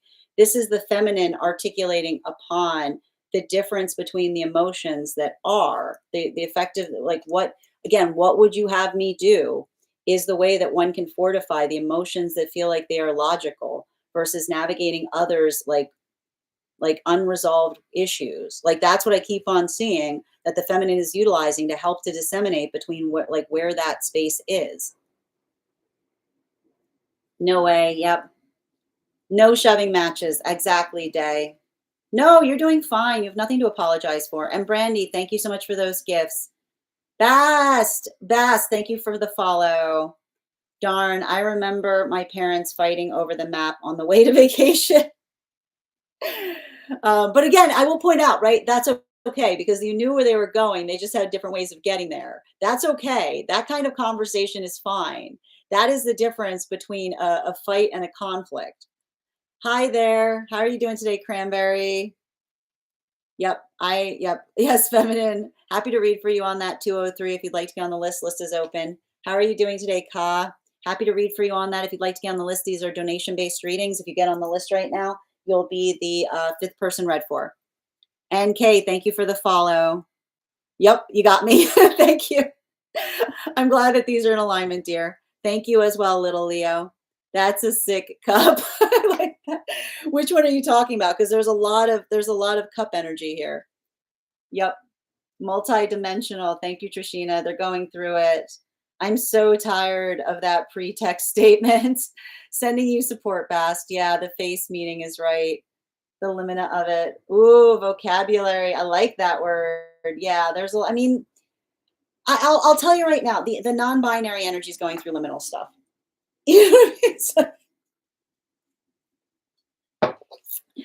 Yep, it's never a sign that you're a step ahead. Wait, hold on. It's never a sign that you're a step ahead mentally, and you can't drag anyone upward. That's the thing about it, Bast. You can't. There's no dragging upward. You know, it's not energetically possible. You know. Yeah, and I feel like that's what somebody's going through. Yeah, you can't drag them. Yep, exactly. They have to do it themselves. Thank you, Lena. Well, again, we can guide, right? It's like you can guide, but you can't drag. Is what I keep on getting. No, I know. I mean, there's also healthy, like, like it's like the space by which something is, it's like I keep on seeing the difference between, I keep on hearing destruction versus constructive, which is, I keep on hearing deconstruct is not destructive. And I feel like that's what I'm seeing a lot too. Yeah, did I see the collective reading yesterday? Yep, thank you as well, Lena. Oh, welcome. Yep. You can, and if you missed any of those readings, you can find them over on the place where we keep the videos or photos. You can also find them over on my stack. Giggle. I like Avatar just saying giggle. I just need to realize. I mean, well, and again, and we're seeing this a lot right now, Bass, which is like working through the understanding of healthy conversation. Don't assume anything during these retrograde cycles. I do my best, dear. Thank you. Yep. This is so spot on. I can't even explain it. I'm so glad, Nikki. I totally feel this. Thank you, Avatar. That might be a resistance to the drag energy. But again, and here's the, like, I'll tell you right now, And we were talking about this. So this is coming through heavy in yesterday's reading. Remember, patience is consensual. If you're being patient for someone, make sure that they understand that you're being patient for them. Yeah, I'll see you there. Exactly. You're doing great, sweetie. Yes, thank you, Trishina. How are you doing today, Ella? Welcome, Avatar. Frustrations, right? Encouraging through gritted teeth a little bit. Fast, one feminine and one male energies, I think, are inverted. Everything. That's why I started doing this reading right now, dear, because I usually do the daily collected. Everybody's in hermit mode, but they're in hermit mode in different ways. Totally. Thank you as well, Chell. You have a great Sunday day. Yeah. It goes, I mean, it's cyclical. I like to point this out. You can have, and we've been seeing this a lot with a lot of the moon relationships. Healthy cycles are still productive, even if there's a cycle. Like you have to understand, a healthy cycle is a progressive routine, right?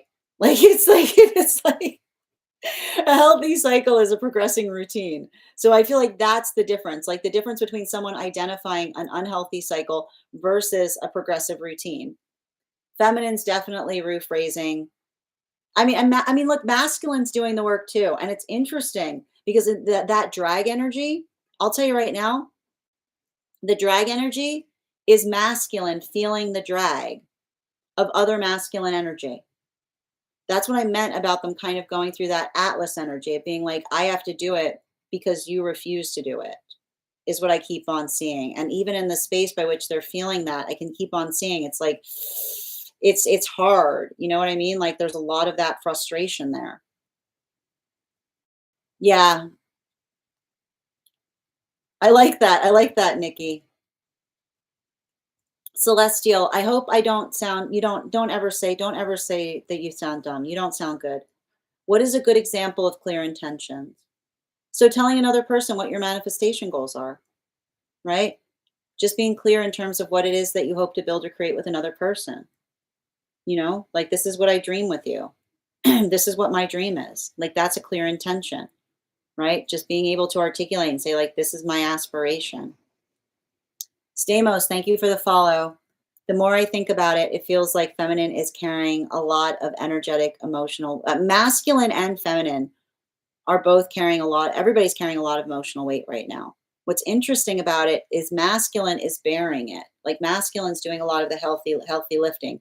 Feminine is organizing through it, is what I keep on seeing. How you doing today, Stamos? Words match actions. Yep. Thank you. I like that too. Matching actions would also be clear intentions. Yep. How are you doing? Good vibes. Welcome, Bridget.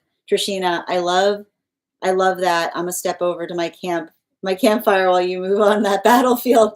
I like that, Trishina. I like that. Yeah, you keep doing that. I'll be making this campfire. Have fun. Have fun at the crusade. Trishina, yep, no desire to control. Build, build, build. Oh my God, that part. I've been called controlling. We never want to be in this like, listen, again, we want to bless the words that we put into relationship, right? So making sure that we're not articulating upon how how we're seeming, but instead how we're feeling. This reading makes me feel that reconciliation seems impossible. I mean, and the thing we recognize, Celestial, you have to understand and we were talking a lot about this. Reconciliation requires mutual effort and clear intentions and someone that shares the same manifestation goal. It's not the space by which that is impossible, but being able and I feel like this retrograde is helping to bring like that space of working through like the real intentional direction. It's I if you I think that Avatar, the fact that you find it funny, like I feel like you're like this energy here, like the energy in between is definitely the energy that's taking more of a sarcastic like there's like the energy in between is navigating it with sarcasm, which is what I keep on getting. Building control, what is willing. Yeah, nothing is impossible, but both energies need to be healed and aligned to be healthy. Beautifully stated. Discernment is so where I've been. Absolutely. Very on point. You're welcome, Avatar. You're welcome, Celestial. Yep. And staying for the others. I just want to say, I think this is incredible. Oh, and oh, thank you. I really appreciate that, Nikki. Thank you. Again, let this retrograde be the retrograde that you try new things. You know, absolutely. And thank you. I know I love that potato too. It's really cute. How are you doing today, Esteban? So good to see you, dear. One second. Which one are you talking about? Which one are you talking about, Best? Yep. Yeah, the emotion of others that are not logical with respect to actions are not a problem. So detach and guide is my new route. Yeah, and I keep on like I feel like the space by which and I like to point this out when it's not like is detaching is not is detaching to outcome. It's working in purpose on the present is what I keep on seeing. And I feel like there's something about that energy right now that'll be very helpful, especially as I keep on saying, going through this retrograde cycle, don't assume anything. Hold on, Celestial. So if they want space to heal, but we're taking too long to heal, what do you do? Well, I need to point this out, and this was coming through in the reading yesterday, Celestial. There's no recess in healthy partnership.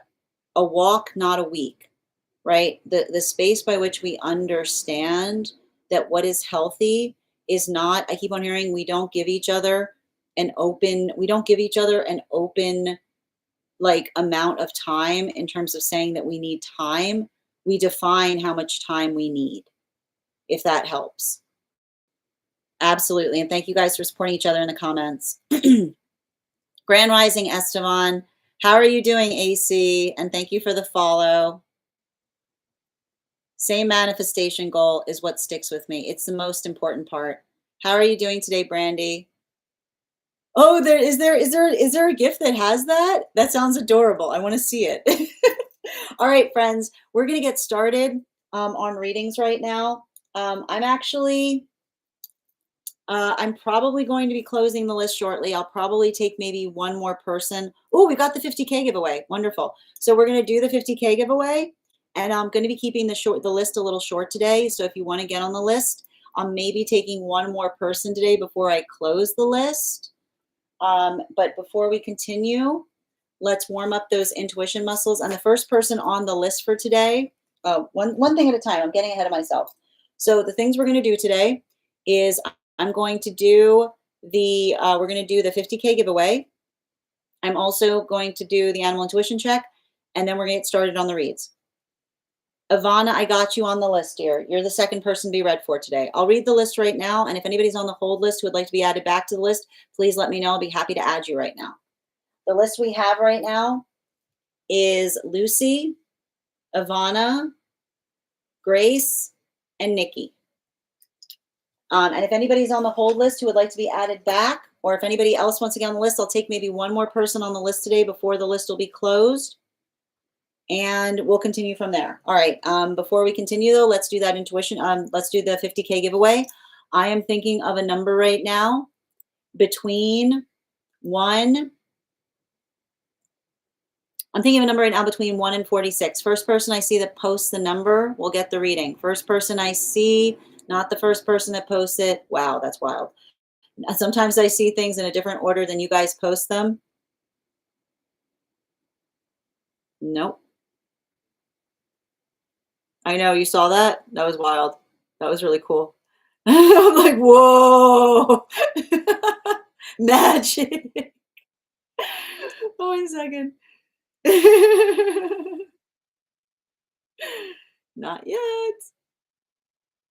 Nope. Nope. Nope. Ivana, you got it. Congratulations, dear. All right, that'll be available to you tomorrow. Thank you for participating as well, Allison. The number was 36. We will do that again when we get to 100K. And welcome to those who are joining us over on the place where we keep the videos. How are you doing today, CJ and Allison? And the place where we keep the photos. Just a reminder, if you are on those places and would like to get on the list as well, you just need to send the donation and you can be added to the list too. First person we are reading for today is Lucy. Lucy, if you're here, can you respond in all caps? Let me know if you'd like a general reading or if you have a specific question you'd like me to answer. And while we wait for Lucy's question, let's warm up those intuition muscles with an intuition check. I've got the animal spirit guide card here. We're going to count back from 10. And when we get to 1, I will reveal the card. 10, 9, 8, 7, 6, 5, 4, 3, 2, 1. Well done, Bridget. You got the swan. Yeah, did you see all those 8s that came through when we first started the reading? That was wild, Brittany. You saw it too. We were like, whoa. All right, and I'm going to be pinning up Ivana. Guys, make sure to give Ivana some love. I know it was wild, right? There were so many of them. That was cool. I was like, whoa. All right. Guys, make sure to give Ivana some love. And thank you for being the first. Sorry, Lucy. I apologize. Lucy, sorry. I'm getting ahead of myself. But I feel like that's also a part of the reading. Can I please get 4 cards for Lucy? Love reading, please. Love reading. Okay.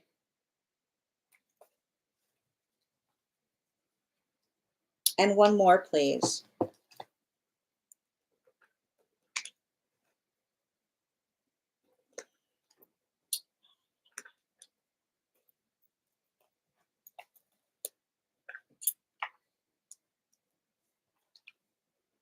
Good Lord.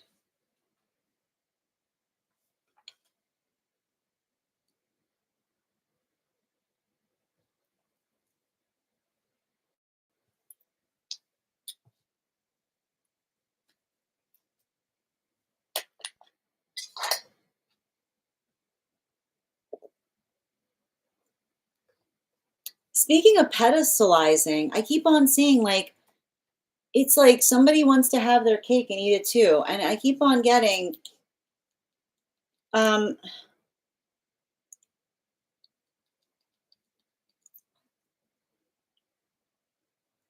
yeah, this is interesting. Like perfect example. Yep, there it is. Like,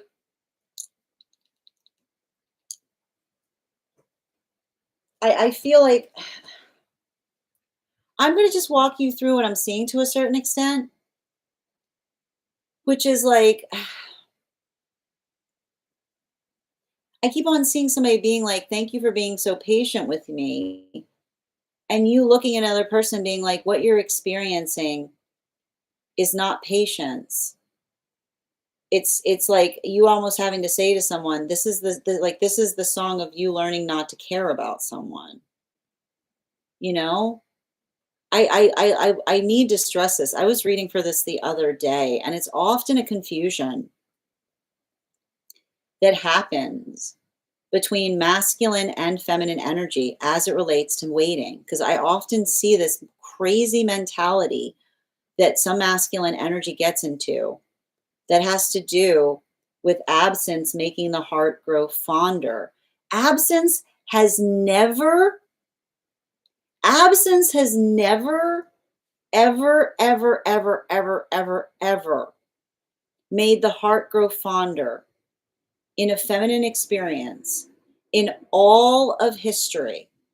There is absolutely there is absolutely no context by which time has ever made a feminine heart fonder about anything.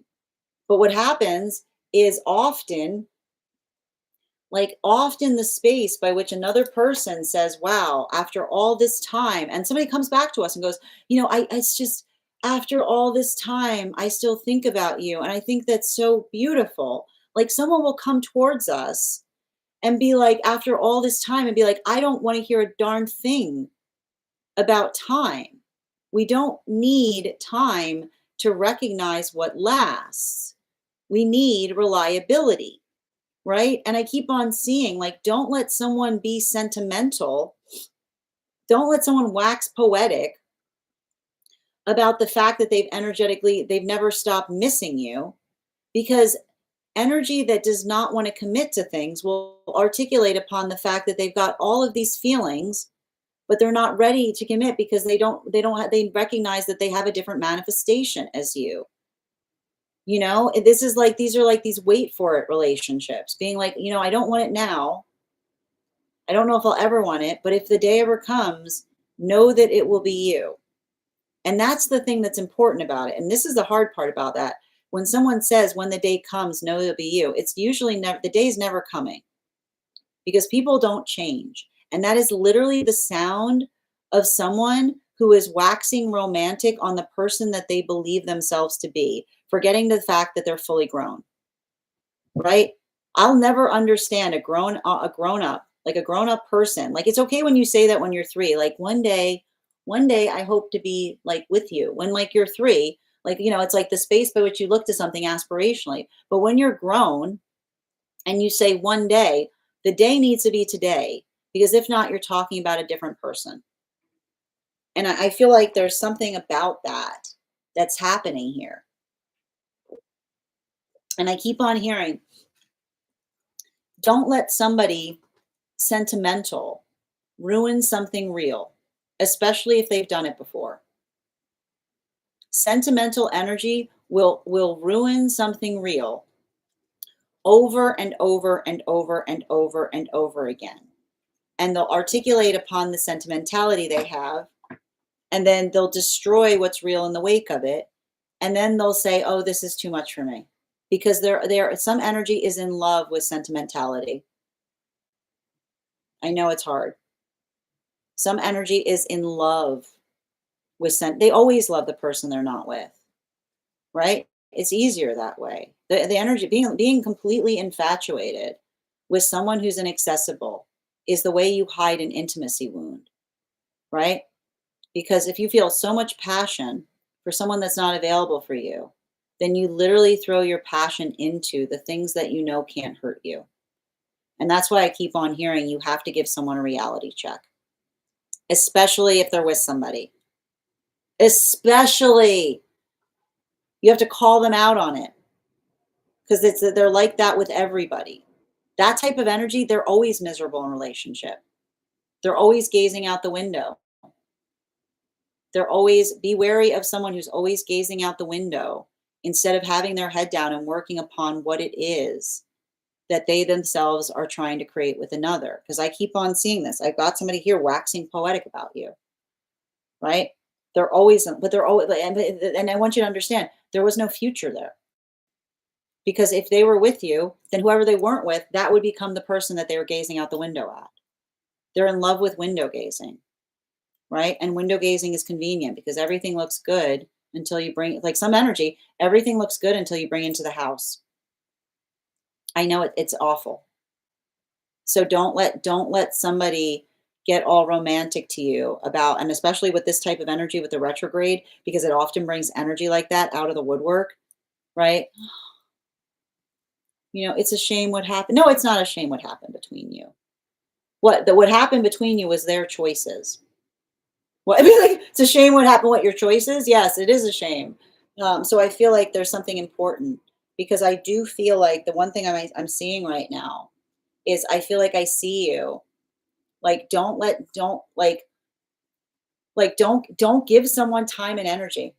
I keep on getting, like, I've got an ancestor around you going like this, which says, like, don't let someone blur the lines about whether you're with them or not by even entertaining the possibility of a conversation. You don't have to respond to anyone. And I keep on hearing, especially like especially in the modality by which, and I keep on hearing, remember the conversation where you left it. Don't let somebody say like, hey, what's up? Let them articulate and say, like, this is, like, I keep on hearing, especially if someone owes you an apology, like, I keep on hearing, let that apology be such, like, if they don't come with I keep on hearing apology or not at all. Because I feel like the one thing about this is I feel like I see some kind of new energy, relationship energy forming around you right now. And I keep on hearing, remember, it's like a campfire, right? It might not feel like much now, but give it some time to grow. Bottom of the deck. Yeah, Page of Cups. I keep on hearing healthy energy will not sweep you off your feet because it's not a move. Healthy energy does not sweep us off our feet because they don't operate in moves. Give someone an opportunity to prove to you that they're everything that you're looking for and more. Thank you so much for having that reading with me. And if this message connected to you as well, it's very common for those who need these messages to be here to experience them.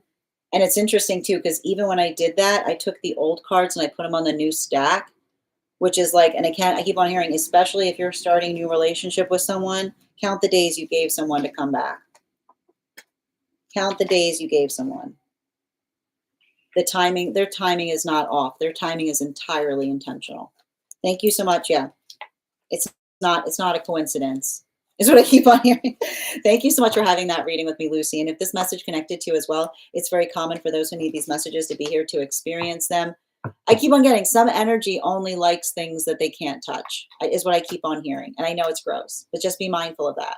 Thank you so much for having that reading with me, Lucy. And if this message connected to you as well, it's very common for those who need these messages to be here to experience them.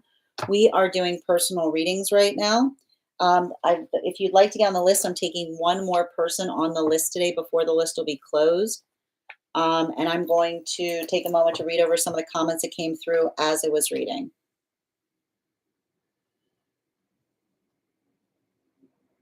You're so welcome, Celestial. Hope you have a beautiful day. And Denise, thank you for the follow. So true. What's up? You over that yet? No, man, I totally needed to hear this. You're welcome. You're so welcome, Lucy. The timing is intentional. Yeah, I said that. That's so gross. When you said it, thank you for confirming. How are you doing today, Denise? How are you doing today, CJ? All right, friends, we're going to continue right now. The next person on the list for today is Ivana. Ivana, if you're here, can you respond in all caps? Let me know if you'd like a general reading or if you have a specific question you'd like me to answer. And I am going to pin up Ivana here. Make sure to give Ivana some love. And before we continue right now, let's warm up those intuition muscles with an intuition check. I've got the animal spirit guide card here. We're going to count back from 10. And when we get to 1, I will reveal the card. 10, 9, 8, 7, 6, 5, 4, 3, 2, 1. Swan again. Doesn't want to stay in the deck today. All right. There is a frog. The list, Ava, if you get on right now, you'll be the 1, 2, 3. You'll be the 4th person read for.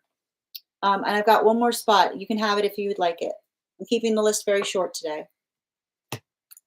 All right. And we're reading right now for Ivana. We're doing an angelic guidance reading. And Ruth, thank you for the follow. And as I mentioned, I had an additional download that came in on your reading, on your dream interpretation. I'm just going to send that over to you. I needed, the funny part about it is the download came through as I was doing the reading yesterday, but some downloads I like to confirm before I give the information. So I wanted to confirm the information before I stated it. So I'll send it over to you. It's something just for you about in relationality to that dream. Okay. All right. You're welcome, dear. All right. And hold on a minute. Pinning up Ivana. Can I get 3 cards, please?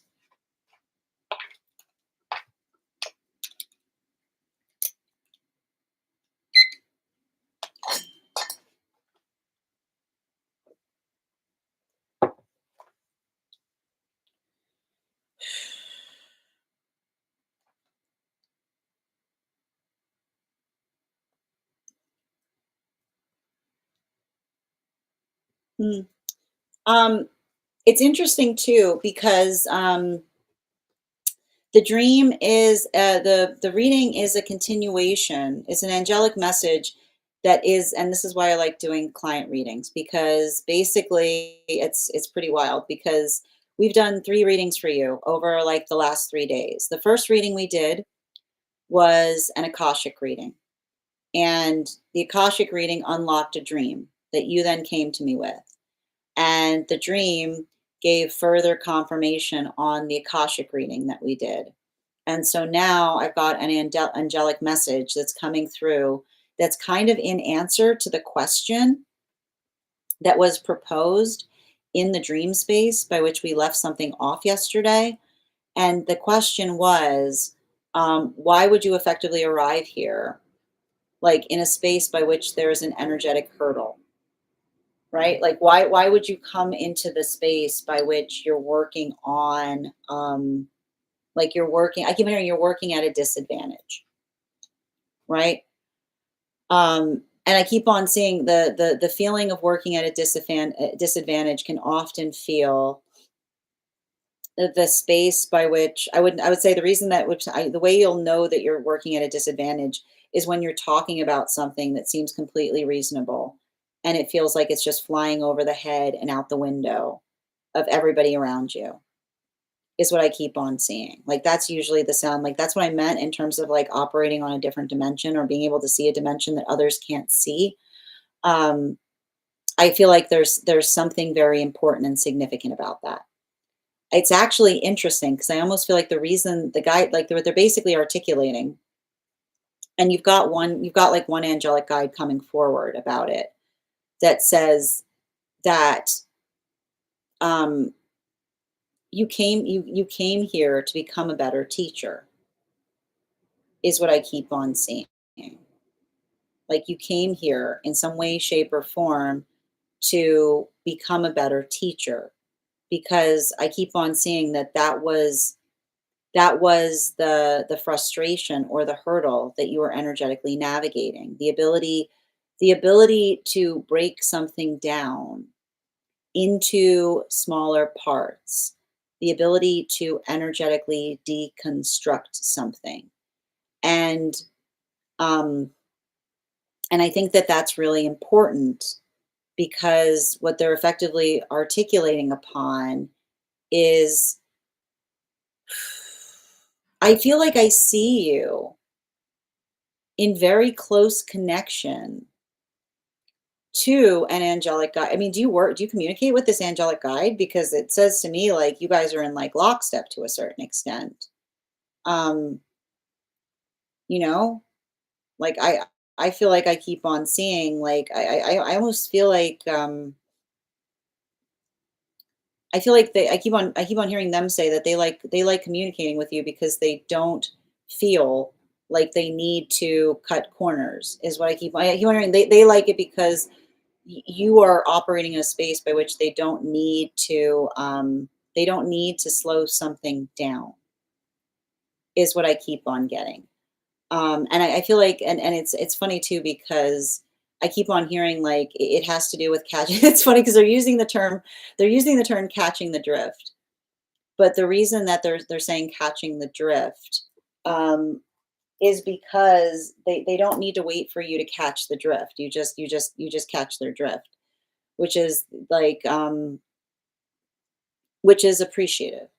But I also see that, like, I keep on hearing like you see how hard it is for them, is what I keep on seeing, because um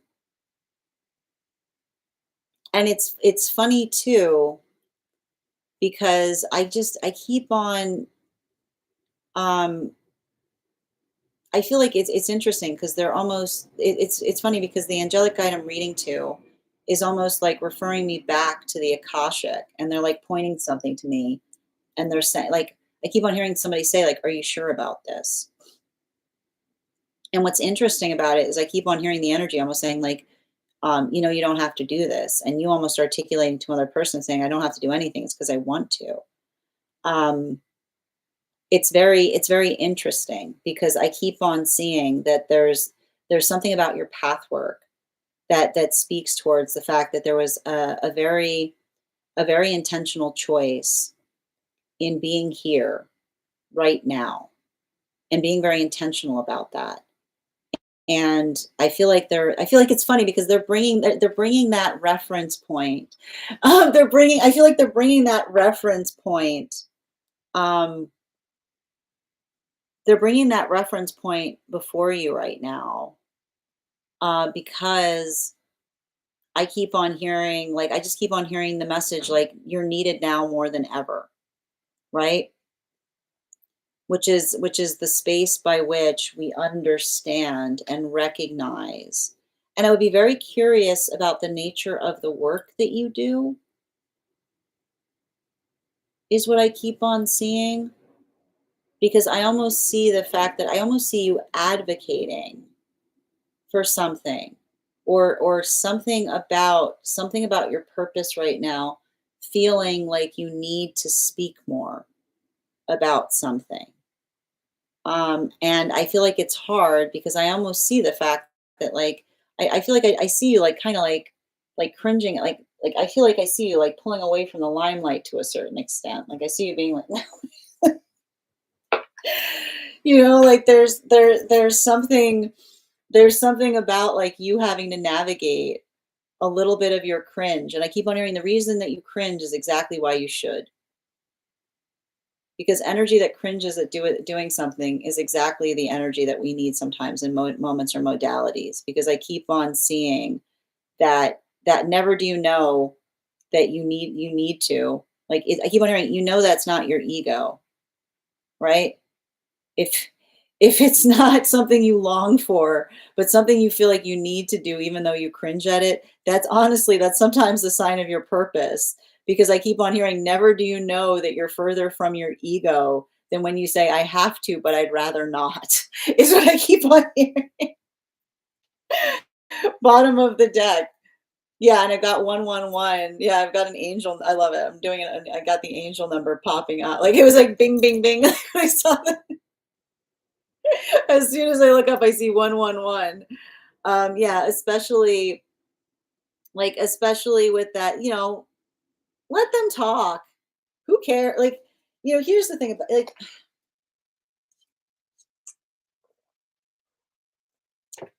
I feel like people will misread your intentions no matter what you do, is what I keep on hearing. But I feel like I keep on seeing you saying like, who am I to say anything? You've got this is why you were born into the history of what you were born into. Is what I keep on you, you literally you've got like this is you. You've got who like I feel like I keep on hearing like who what I don't have a right to. I'm like reference. I just keep on hearing. I don't know what this is about. I don't know what this is about, but I feel like it's something that you want to talk about, and you're saying, "Who am I to talk about it?"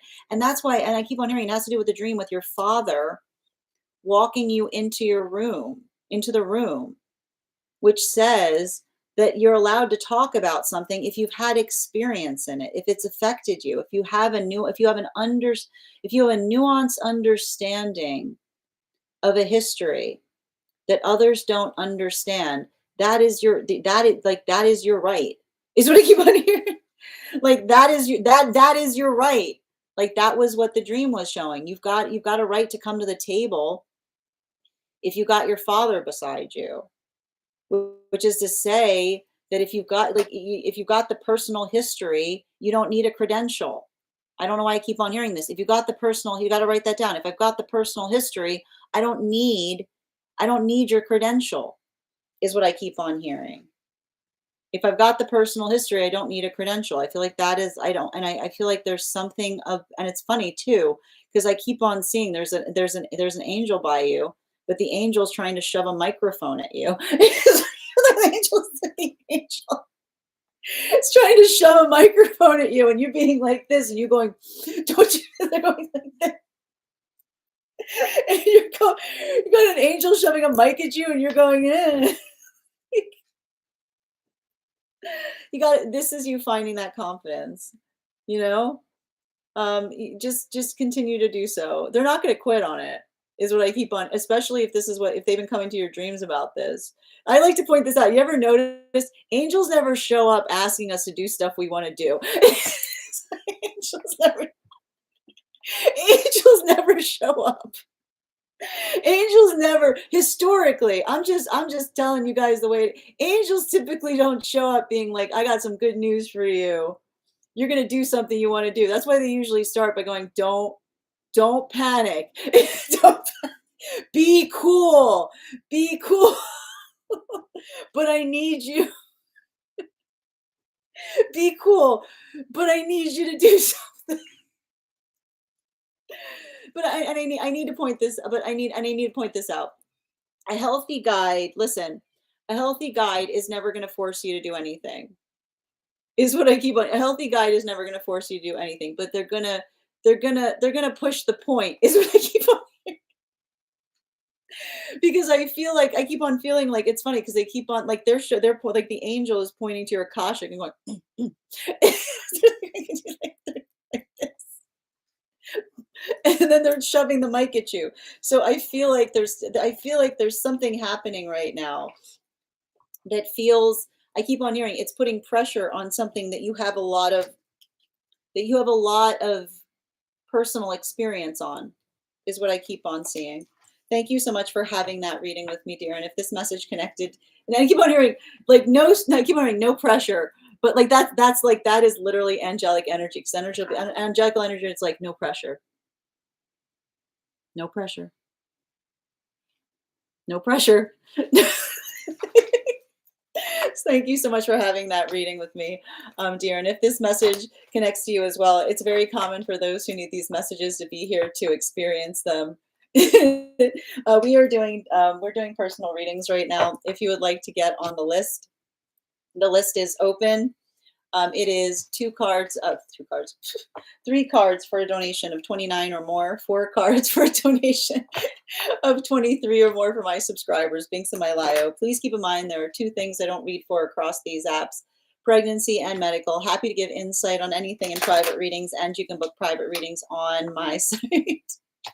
Next person we're reading for today is if you're here, can you respond in all caps? Let me know if you'd like a general reading or if you have a specific question you'd like me to answer. And the list is closed for today, but if you would like to get on the list for tomorrow, you'll be the first person read for. You also have an additional card in your reading. I'm going to take a moment to read over some of the comments that came through as I was reading. I love doing angelic readings. The spot was just claimed, Estevan, by Ava. But if you want to get on tomorrow, you'll be the first person read for. Yep. I know it's hard to see the difference. I know. Energy's amazing today. I'm gonna cry. I hope it's good cry. And Neat, thank you for sharing the live. I sometimes keep my experiences to myself because I feel no one understands them. But that's what I keep on, I keep on hearing. Your history is your credential. Do you know what a gift, a unique experience is? Right? And I keep on hearing a unique experience becomes a lesson to others, because if they can't empathize with it, it's your duty to help them understand it. Thank you as well, Works. It's like me with the earth. Yeah, exactly. Girl, join the disco and tell us about the stories. I like that. Yeah, I'm right there with you, Alexandra. Yeah, lifetime of credentials. Absolutely. It's a prerogative. Yeah, they definitely don't. Real talk. I know. It just cracks me up because you can always tell angelic energy because it's like, no pressure. You can do anything you want. No, I'm not going to pressure you at all. No, it's fine. How are you doing right now?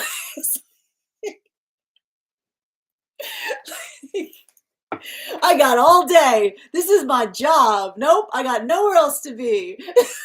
It's like, don't you have something else to do? Nope. Nope. Right? Yeah, keep calm. I have too many friends like that. Yeah. Are the guys healthy? Like when you don't want to go to karaoke night. Exactly. No pressure. No pressure. We're just waiting. Yeah. Yeah, what a beautiful, it was a beautiful read. And thank you for allowing me to read for it, dear. Absolutely. I got you. It's my let's shoot for distinction. Oh, okay. I love your questions. All right. We've got a very complex reading coming up right now for It's My, but before we continue, let's warm up those intuition muscles with an intuition check. I've got the animal spirit guide cards here. I'm going to count back from 10. When we get to 1, I'll reveal the card. 10, 9, 8, 7, 6, 5, 4, 3, 2, 1. Cat energy. All right, we'll do that again. Oh, you got the bird. Excellent. Well done. Well, you can't say bird, CJ. There's a lot of birds in this deck. All right, let's continue. All right. Hold on a minute. All right, so distinction between guides. I'm having a hard time pinning you, which makes a lot of sense given the context of the read. All right, distinction between guided in ether and earthly guides. Yeah.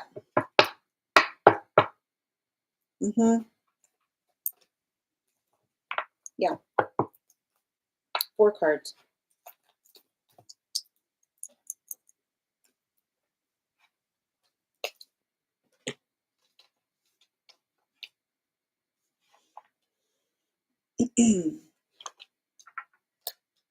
Wow. Okay. So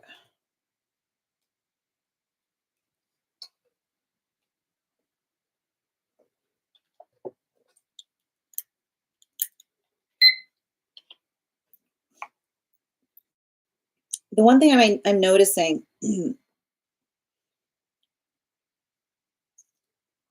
I feel like there's something interesting, particularly in relationality to the context by which you yourself are asking the question. In terms of helping to recognize, and it has to do with being able to set one's intention in relationality to what feels energetically productive. And the best thing I can describe, and I want to kind of disambiguate between the fact that you talked about whether something is etheric or earthly. Um, it's not it's not that it is an earthly guide, but I think that the thing that you're effectively are identifying is an ancestral guide. Ancestral guides have a tendency of being more grounded in the practical. That's usually the best way that you can navigate and recognize the direction of the energy because the ancestral is built upon memory. So it's the space, and it's often very, very centered in ego. It's easy. I keep on hearing it's funny to kind of articulate. Um,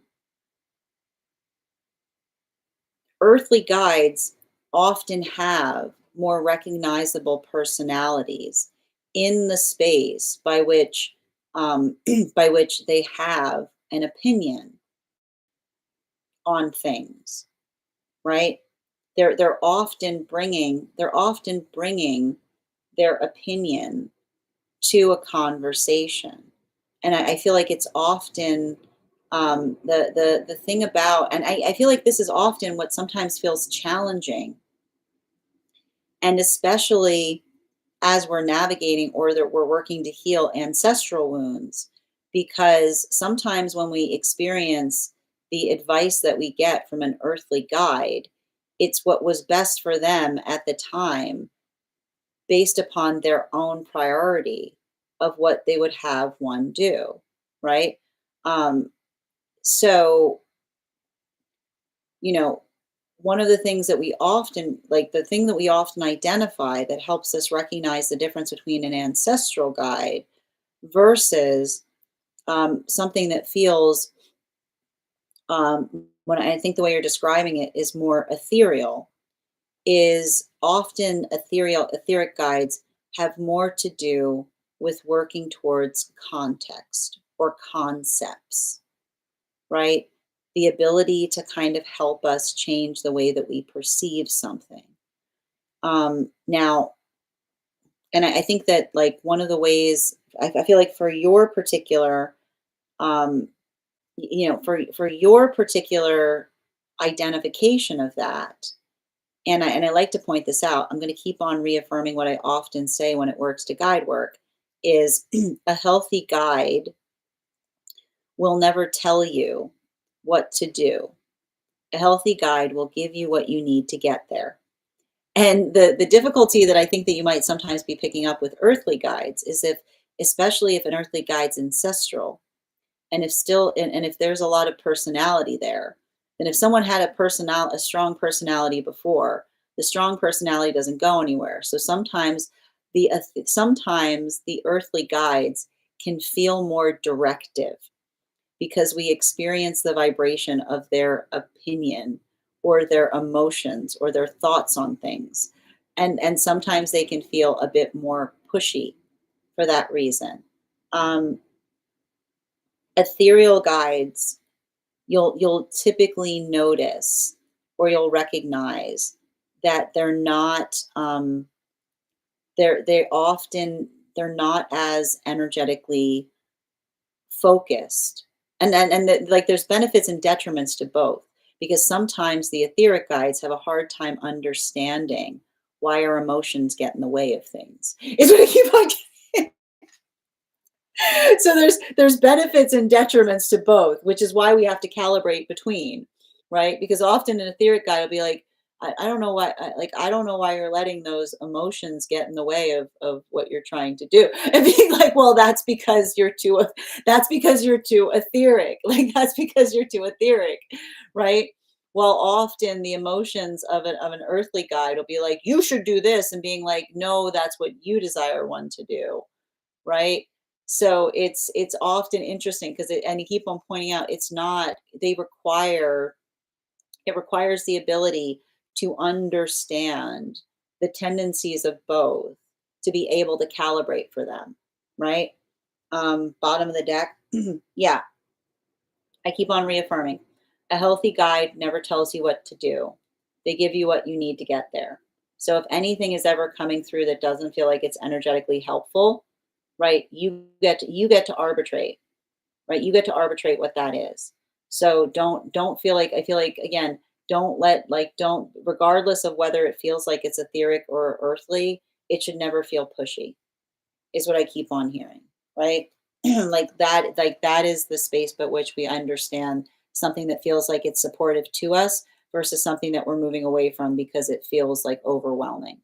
Thank you so much for having that reading with me. It's mine. If this message connected to you as well, it's very common for those who need these messages to be here to experience them.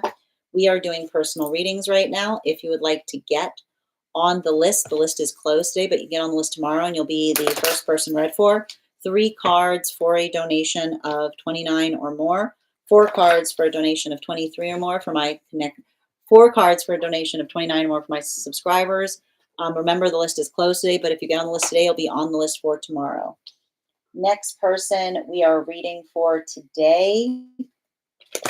I'm going to take a moment to read over some of the comments that came through as I was reading.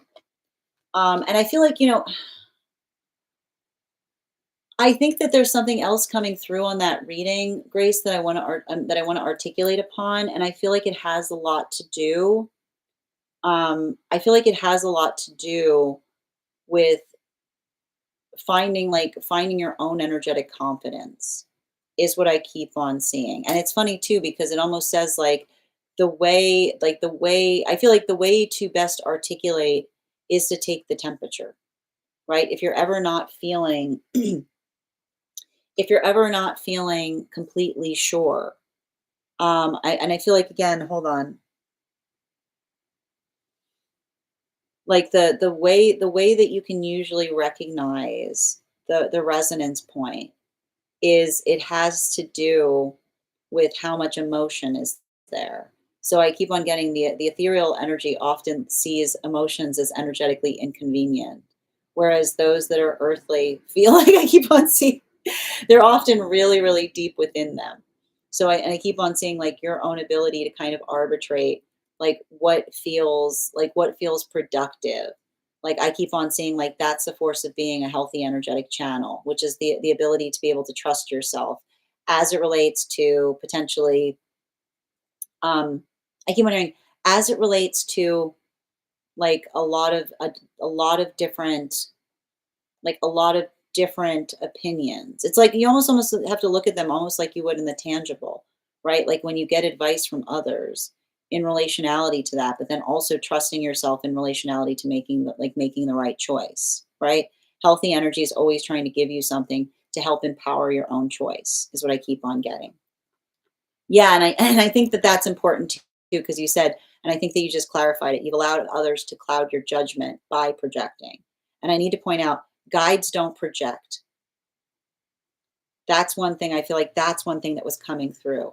Guides never project, which is the space by which they don't. I keep on hearing it should never feel like a shoving match. It should never feel pushy. Is all I keep on hearing. Guides, regardless of whether it's earthly or ethereal, right? I just keep on hearing, and it's funny because that's coming directly. Guides don't project, right? Don't let something cloud your judgment. Like the guides, not depend regardless of where it's coming from. That type of energy is never going to do the work to cloud your judgment. Yep. Thank you so much, dear. Hold on. It's been a hot topic lately. People on Earth pulling on me hard. Yeah. Oh, excellent. Oh, you were looking at yes, you're looking at your cat. Yes. True on ancestral guides. Yeah.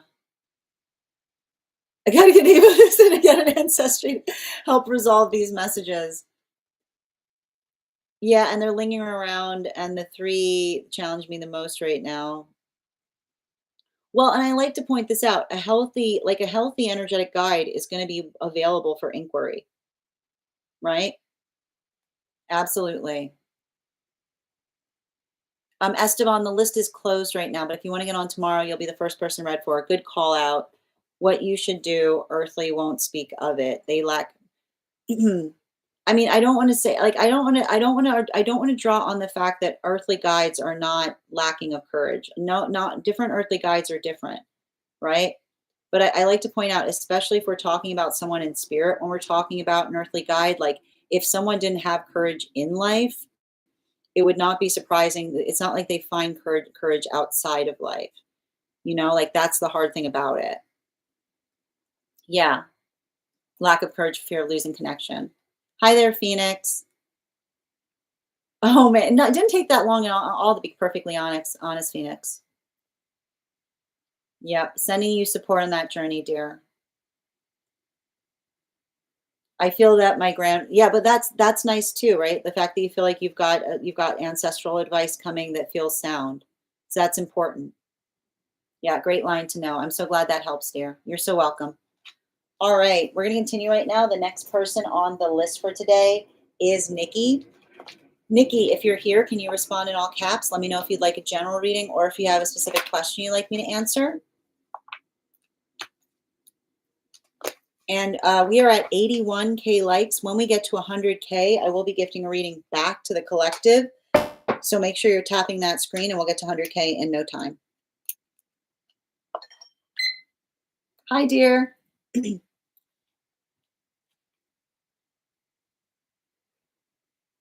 And while we wait for Nikki's question, let's do an intuition check. I've got the animal spirit guide cards here. We're going to count back from 10, and when we get to 1, I will reveal the card. 10, 9, 8, 7, 6, 5, 4, 3, 2, 1. Seal. All right. We'll do that again after the next reading. Ooh, I like it. Angelic message and guidance. All right, I pinned up Nikki there. Make sure to give Nikki some love. Can I please get 4 cards, please?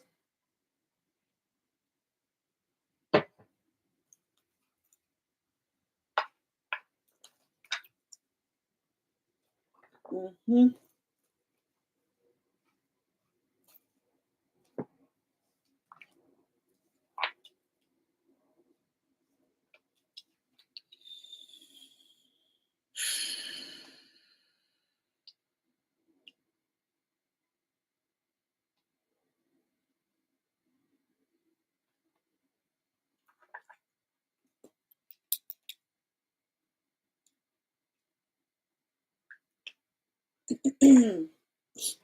It's interesting because, like, I think it's very funny that we drew the seal because the message that's coming through from an angelic guide is the message about I keep hearing the message about proper gatekeeping is what I keep on hearing.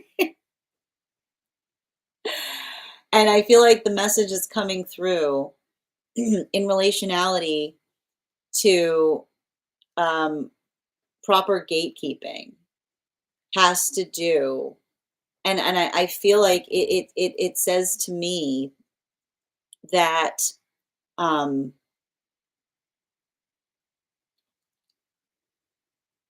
like I see a situation where,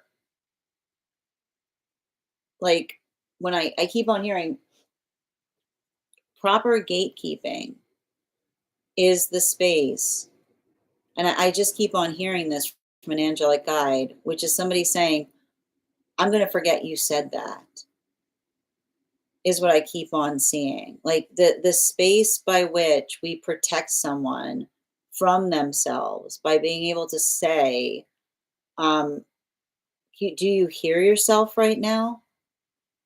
Is what I keep on hearing. Like the way we often find a pathwork by which another person can change is the modality by which, and this is, I keep on hearing, this is how we sometimes love each other, which is the space by which I keep on seeing, instead, like, instead of coming into the modality of conveying, um, like I keep hearing, instead of conveying the mortification point of what another person said, the modality by which we say, I'm going to pretend you didn't say that. And also, this is why what you just asked me to do is so unacceptable, right? It's like the work that we do. I keep on hearing and it's funny too, because I've got, like, it's funny, there's a particular angelic guide that's coming through on this. I'll be happy to share it to you privately in the disco. But I keep on hearing that is the sound that we often create by saying, I do the work so you don't have to, right? The space by which we say to another person, I'm doing everything I can to help you show your best possible self, because, and I keep on hearing, it's the are you sure about that in the best way possible, because I feel like it's almost you having to say to someone, like, and I feel like I keep on feeling the weight of this, you know, the space by which we articulate, like the space by which we articulate and we say something. And I keep on hearing, like, this is why we don't just say anything that we feel. We do the work to understand how we feel, because, like, I almost see the fact that, like, I feel like I see an angelic guide recognizing that they're like, I almost see, I don't know why, I almost feel like you're in an argument with someone that goes, I guess I can't say anything. And being like, you can say anything you want, but you should think before you speak, is what I keep on hearing. Like, you can say anything you want, but you should think before you speak. because your words, like your words are important. Your words have impact. And I feel like that's like I feel like that's like I feel like it's almost requiring you. Like I feel like this is like I feel like there's a guide that's trying to show you that because it's almost requiring you to embody that the same energy that they themselves bring to situations, which is I keep on hearing it's the idea like in this particular angelic has to deal with controlled fire, which is the space by which one says it's not okay. Like when you say things and you don't think about them, you conflagrate everything. You make something worse, right? You're like, oh, did you hear what they said? Did you see what they said? Blah, blah, blah. Like you're just, I keep on hearing little fires all over the place. What are you doing? Right? Like, you're just, what are you doing? Right? And then someone being like, I didn't do anything, be like, what have you done? Right? It's like, I keep on hearing, what have you done? You know, someone being like, all I did was have a loose tongue. And being like, a loose tongue, like a loose tongue, a tongue is blessed. So when you go around, like I almost feel like you having to say to someone when you go around saying, "Oh, da, da, da, da, da," like creating. I keep on hearing you're sharing stories. Like you're. I keep on hearing somebody who's in that modality by which they're passing information back and forth, but what they're really doing is they're stoking arguments. Is what I keep on hearing. You almost having to say to someone, being like, "Do you understand that when you have a conversation with someone?" and you relate information, you've effectively you may have inadvertently started a conflagration.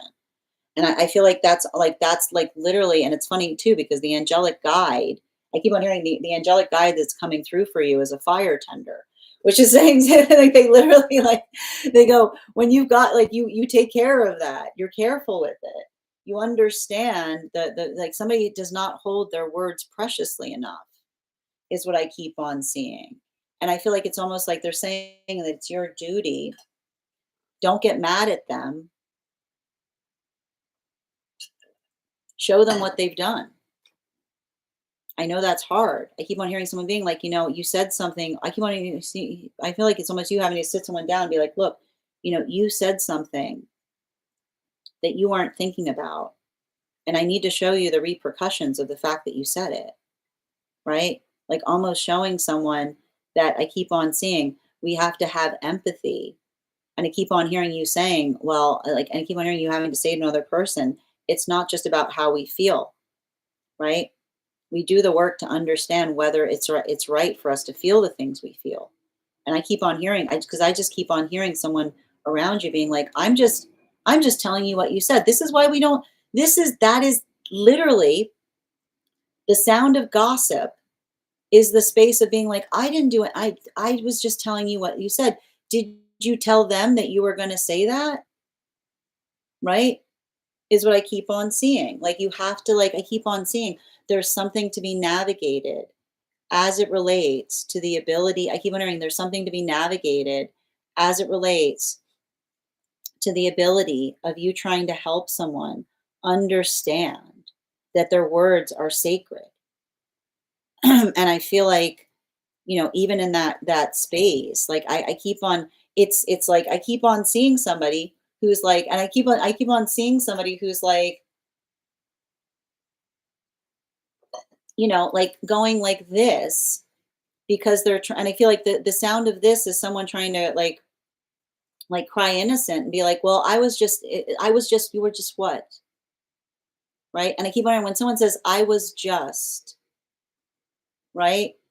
I feel like it's almost like the angelic saying, let them finish the statement. I was just what? What I know you were saying what you were feeling. What was your intention? Right? Because often I keep on hearing the way we break things. The sound we often hear in the moment that we're breaking something is someone going, you were just what? Right? You were just you were not thinking. Right? Often when we say I was just being like, yeah, you were not thinking. Bottom of the deck. Yeah, we give each other, right? When we say I was just, the words I was just means we're being thoughtless, right? Thoughtless. And we all look, we're all, and I keep on hearing the guy, like we're all guilty. We all have those moments. We're not perfect, but we take accountability, right? That was that was not something I that was something I'm sorry, that was something I should have taken care of, right? It allows, like I keep on hearing, we are allowed to become undone at times. And then we come undone, and then we find our form, right? We find our form by saying that was unacceptable, right? But when someone is constantly, I keep wondering, when someone's constantly disassembling and then they're constantly going, I was just, right? They keep wondering, they're trying to say, I have a, like, what they're really saying is, I was not thinking, and being like, yeah, but that's the point. We give each other, because here's the thing.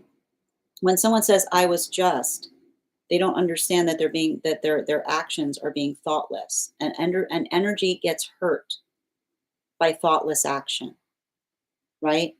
We put we put care and intention towards what we bring towards each other, because when we bring care and intention towards what we bring towards each other, that is how we control our fire, which is to say, I don't make the fire I feel your responsibility. I know how to tend it, and if I bring something to you, it's because I need assistance with it, not because I'm making it your responsibility.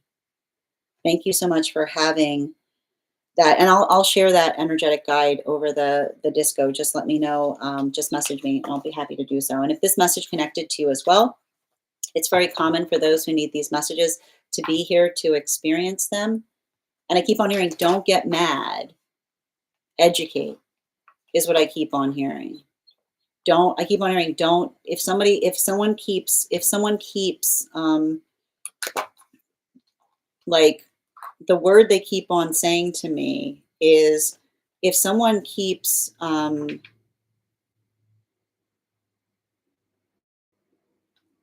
word is escaping me, but that disassembling. If someone keeps disassembling instead of apologizing, then that is how you can effectively address it, saying, I don't need to understand what you were doing. I need you to understand why it wasn't okay.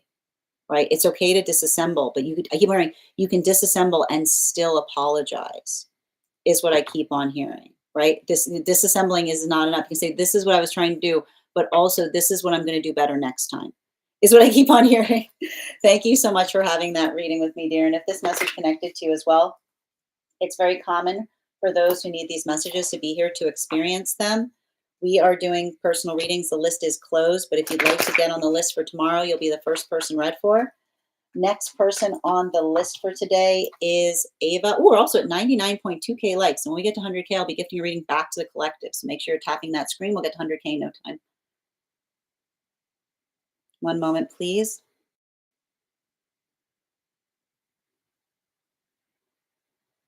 Yep.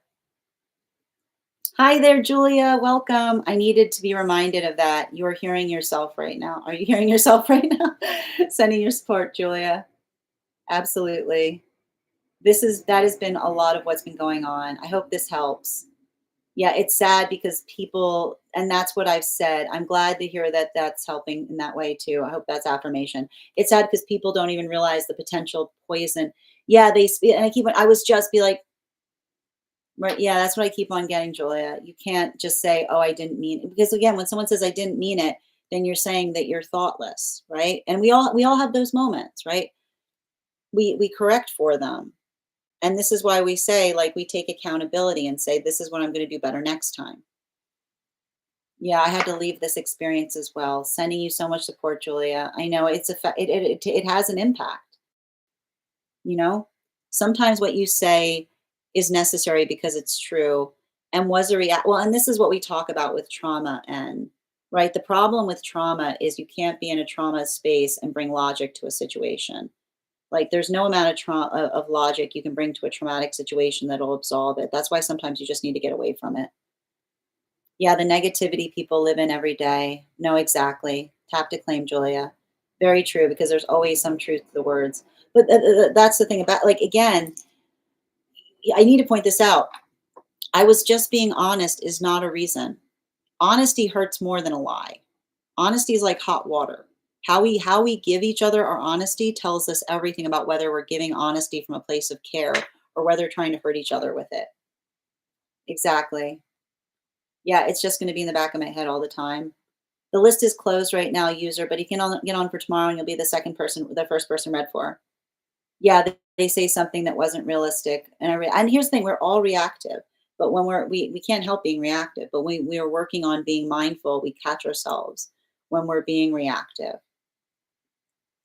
Hi there, finally. The list is closed today, but you can book a private reading on my site if you'd like to have those questions answered, or you can get on a list for tomorrow. We say what we mean and we mean what we say. Exactly. You have a good one. Thank you, user. I was just upset. Yeah, that's not a good enough reason, right? Because that's you're going to be upset again, but we can be upset and not say thoughtless things, you know? Yep. Being upset doesn't give someone exactly, right? Because we can be upset, but we don't have to be thoughtless when we're upset. Yep. Thank you as well for connecting to these messages. And hi there, Neat. Oh, sending you support as well in that journey, dear. And Sarah, thank you for the follow. When people do that, I feel like they don't want personal accountability. Well, and I like to point this out. It's not like not sometimes energy doesn't realize they're doing it. And that's why the ability to kind of bring it forth and say, like, I want you to see something to experience how I might be experiencing it can sometimes help. Yeah. No, I completely agree. And the work has to be mutual. We can't do it for each other. We have to be mutually invested in that work. All right. The next person on the list for today is Ava. Ava, I believe you sent the message over the disco. So I'm just going to confirm there. And before we start Ava's reading, and just a reminder, we're about to conclude the personal readings. We're going to get started on free one-card readings for subscribers. So if you'd like to become a subscriber, you just need to become a super fan. Your super fan status will make you eligible for a free one card. And if you are a subscriber, just hang tight and we'll get started on those one cards. That reading was very close for me. You're so welcome. Thank you guys for supporting each other. Oh, we got to 100K. All right, so we're going to do the 100K. We're going to do Ava's reading, and then we're going to do the one cards for subscribers. Okay, so I am thinking of a number right now. I'm thinking of a number right now between 1 and 43. First person I see that posts the number will get the reading. First person I see, not the first person that posts it. Sometimes I see things in a different order than you guys post them. Nope, nope, nope, nope, nope, nope, nope, no, no, no, no, no,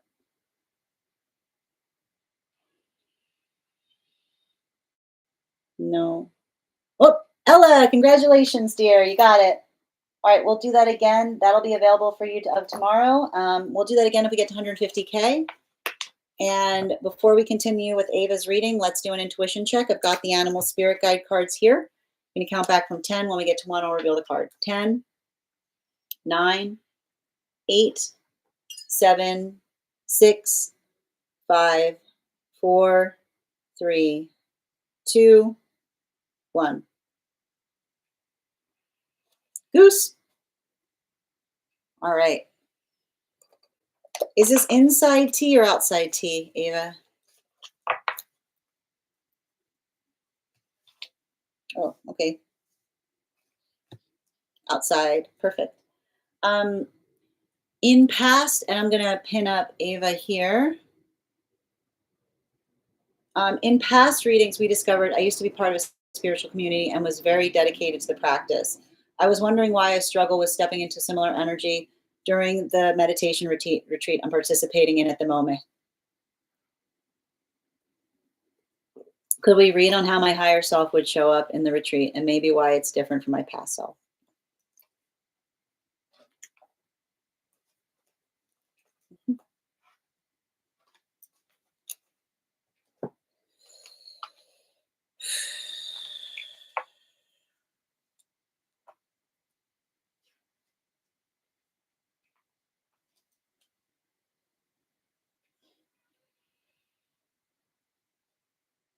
Everything I keep on seeing when I read into this right now is I keep on hearing it was like it's funny because I keep on hearing a horse of a different color, but the reason I'm hearing that is because there was a karmic interference point in relationality to the path work in the past life. I keep on hearing this is you healing. This is you healing your relationship to something. And I keep on hearing that the key word, like the key word in the difference between something about the past life versus the present has to do with choice, is what I keep on hearing. Um, and the reason I everything I keep on reading for it, there was an unhealthy connection that was within the context of some kind of path work. Um, and everything I keep and I feel like it's a continuation on what I was seeing as it relates to I'm just going to give you the architecture of what I'm seeing in relationality to I keep on hearing the difference between something being healthy for us and not is entirely in relationality to what it is that we're energetically seeking from it. Okay? I need to say that again because I keep on hearing it's funny because it's like the past version of self is articulating this. The difference between nothing is unhealthy or healthy for us. What's important is identifying what it is that we're seeking from it.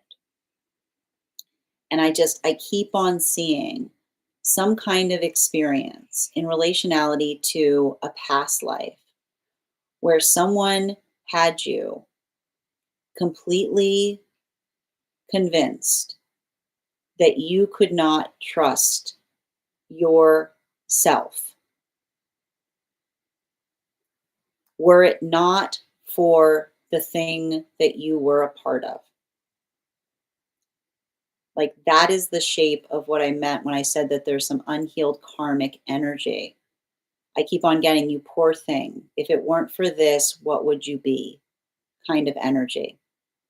Like somebody that kept on articulating that you needed to be energetically controlled, that there was some kind of force there, that if it was not there, that you would be in some kind of energetic danger. And that's what I keep on seeing is really beautiful in the context of you reintroducing yourself to the same architecture.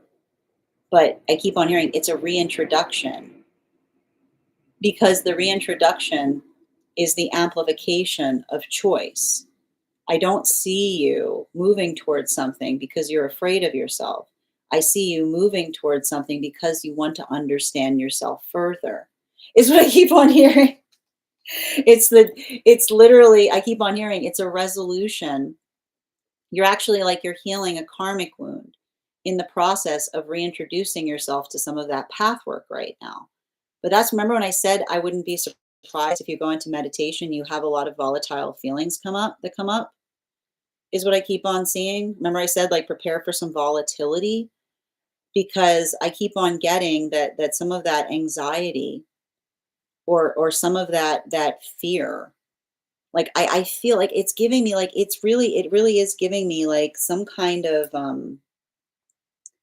it's giving me some kind of I want to say the words like the words I feel like are going to help you calibrate on this is I keep on hearing hellfire and brimstone is what I keep on hearing.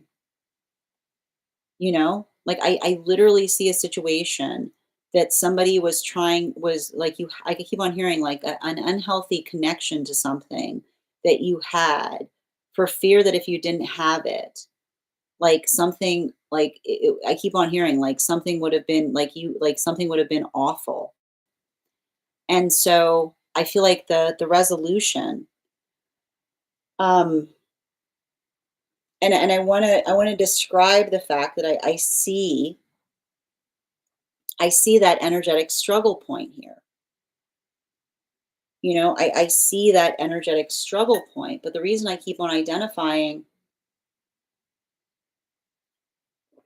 the reason I keep identifying that energetic struggle point, and I keep on hearing, it's funny too, because I almost got a guide that's saying, like, look how safe that, like, it's safe here because I feel like, and I keep on getting, and the message is coming through on it. The message is coming through on it has to do with the difference between need and want, is what I keep on hearing. Because I feel like the past self needed it, is what I keep on seeing. Like the past self needed it, the present self wants it. Because the difference, and I like to point out the important thing upon something that helps us, like and I keep on hearing the difference between something that supports us and something that we lean on is whether we're fine or not with or without it there, is what I keep on hearing, right? Like that is the difference between a need and a want, which is the identification point of something that we don't cling to so tightly that we say, without this, I can't function. But the space by which we are able to hold something and say, I love this, it's beautiful, it enriches, it enhances, it makes things better, right? It's a lot of that type of vibration. And I feel like the hard part upon it, like when I'm reading into your energy, is you can see the quandary, right? Like you can identify the quandary that's occurring here because I see the present self that's saying, I want this, this is good. It feels like it's facilitating.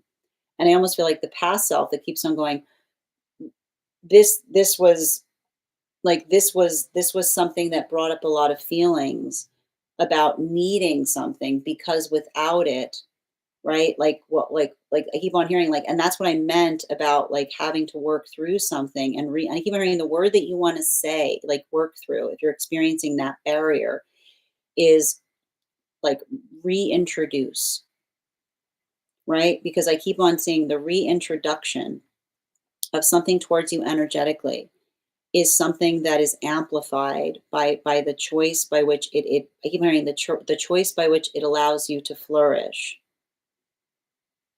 but doesn't, I keep on hearing, but doesn't make you feel, I keep hearing, doesn't make you feel in a lack space without it. And so I feel like that's what I like when you kept on saying you keep on hearing you're struggling to step into similar energy. This is what I keep on seeing. Like I keep on seeing you trying to step into it. And then the past self is like, there's the there's the past self that's like pulling back because it's like the letting go of that energetic fear that is like I keep wondering like I feel like it's almost like you having to recognize that you're going to potentially encounter the unresolved fear that was carried with you from an experience by which an experience by which um something made you feel less empowered and more in need of it.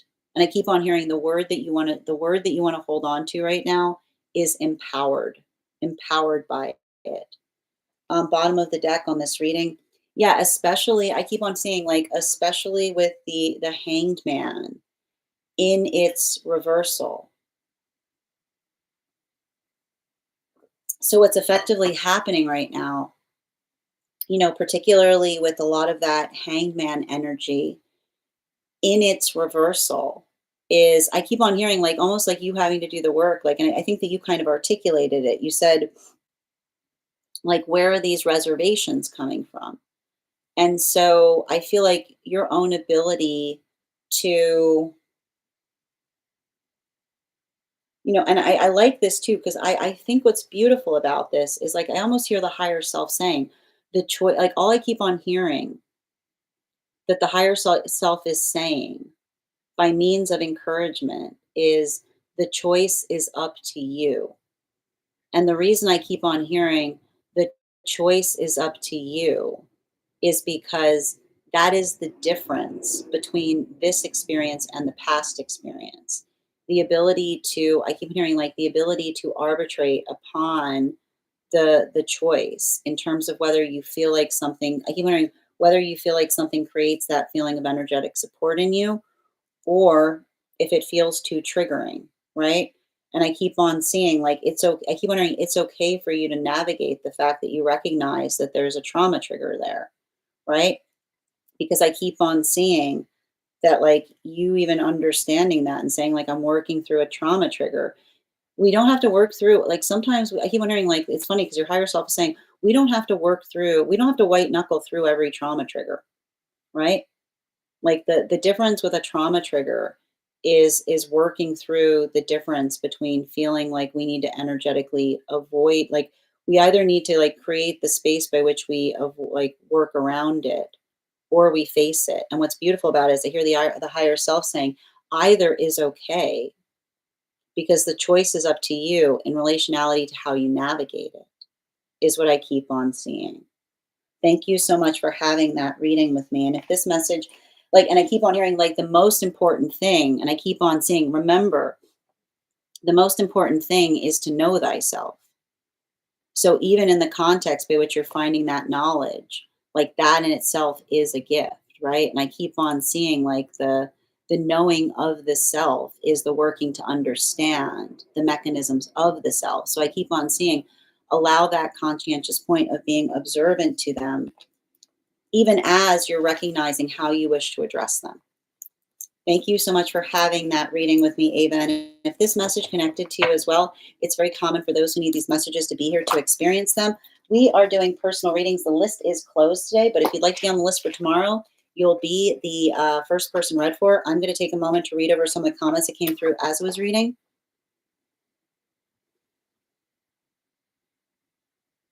Yeah, it's a good point, Nikki. Same. I feel frustrated. I know you are showing up.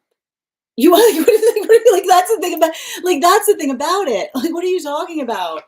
Like you are doing like you understand the shape by which you're literally doing something. You're literally doing it and you're saying to yourself, I'm worried that I'm not showing up. You are literally in the process of doing it. Like you are literally you are you are literally you are literally in the process of doing it. And I want you to I keep wondering like celebrate the fact that that in itself is an energetic achievement. And what I keep wondering whatever that brings forth, like just allow it to be the context.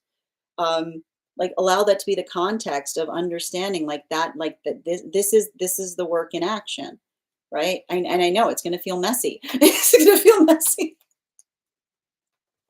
You You're like, I'm trying to understand myself and it's a mess in there. I'm like, yeah, I'm shocked. Yeah, it gets more complicated. But again, I want you to I want you to appreciate that, right? Like I keep on hearing surrender expectations and arrive. I keep hearing surrender expectations and arrive in the presence of it, right? Like surrender the expectations and just arrive at what you like build into the present. Thank you so much, dear. All right, we're going to continue right now. We are moving into one card readings for subscribers. So if you are a subscriber who would like a one card, go ahead and put your question in the comments. If you would like to become a subscriber, your superfan status will make you eligible for a one card. Okay, I've got you, Alexandra. One card, please. Hold on a minute. Highest priority. We got two cards out right now. What's before you, what's ahead of you is not what's behind you. You know, don't don't let I keep wondering, don't let somebody's past observations of you hold you back, is what I keep on hearing. You know, this feels like I keep on hearing like obsessed energy will criticize us as a point of fasten, like, will criticize us because it's like, it's weird. It's like saying to me, like, energy that's obsessed with us will criticize us because, like, like they're like, it's like the force, it's like the force of how obsessed they are by us is what I keep on seeing. Yeah, especially with the Page of Pentacles. Like, it's saying always, like, when someone is highly critical, right? It usually speaks more towards them than us, right? Because it's like, it's like it's like working through, like, somebody who has not found the keep wondering, someone who's not found the ability to share how much they care will often flee to critique instead of saying that they do, is what I keep on hearing. Animal spirit guide. Just because you recognize that's happening doesn't mean that you have to tolerate it. You don't have to find it sweet. It's like, hi there, Julia. One card, highest and best, please. Um, I feel like it's more of, I feel like it's interesting too, because I feel like there's a little bit of this work in relationality to, I keep on hearing just allowing the space of being productive, like allowing the space by which you're planting seeds, allowing the space by which I keep on hearing, um, a lot of things can be happening in quiet. So just continue, like, don't, I keep hearing, don't get caught up overthinking. Like, just move the overthinking into productivity. Bottom of the deck. Yeah, right? Like, I feel like build. Like, build is like your word point right now, right? Yeah, ever, like, the Ren doesn't want to stay the Ren doesn't want to stay in the deck right now. Like, always patient, never waiting means that we're always kind of like always moving on into, like, the next, like, I keep on saying, like, don't let, like, I keep on hearing, don't let, I don't know, I keep hearing, don't let near misses affect you, right? Like, I keep on hearing, like, near misses is the sound of being close to success. So I keep on seeing too, like, don't take, I keep on hearing, remember, like, don't take them personally, take them profoundly. Hi there, good vibes. One card, the energy around N. Um, they need to figure out what they want, you know? I keep on seeing, where did you guys leave a conversation? Bottom of the deck, commitment, right? I keep on seeing, talking about commitment doesn't break things. It fortifies things. Yeah, the hair. Make sure if someone comes back, like, no non sequiturs. You pick back up where you left off or not at all. Like, I feel like there's almost somebody who's trying to avoid a conversation.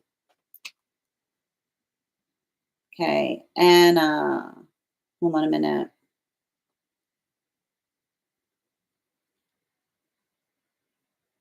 One sec. You knew it was a bird. Everybody always says it. It's not enough to have a bird. Hold on a minute. Yep. Okay. Hold on a minute.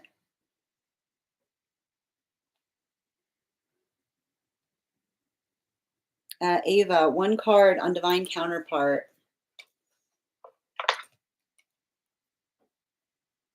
Um,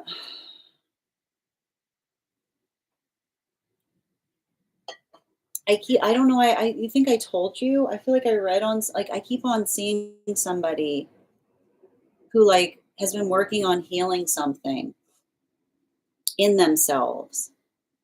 And I keep on seeing them dealing, I feel like they have a tendency of putting a lot of blame on themselves. And I keep on seeing, like, I almost feel like somebody, like, I keep on hearing, like, somebody's upset that they didn't get through to somebody. Yeah. But I keep on hearing, like, they've got a lot of guides saying it's not our responsibility to get through to others. I keep on hearing somebody say, like, I almost feel like it's somebody, like, they're working through some kind of loss. Yeah, the owl energy. Like I almost see somebody like trying to say like, I wish there was more that I could do. And I almost got a bunch of energy supporting them and being like, you did everything you could. I almost feel like there's an argument happening with someone being like, you couldn't, like you can't intervene in another person's choices not to take care of themselves, is what I keep on hearing. Estevan. Um, whew, see how fast those cards came out? You got two cards. Um,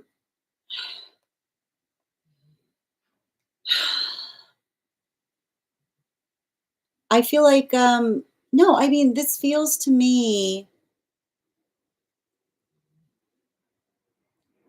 I feel like I feel like I see somebody healing from a past connection is what I keep on seeing. I feel like this is somebody learning how to trust again, is what I'm getting.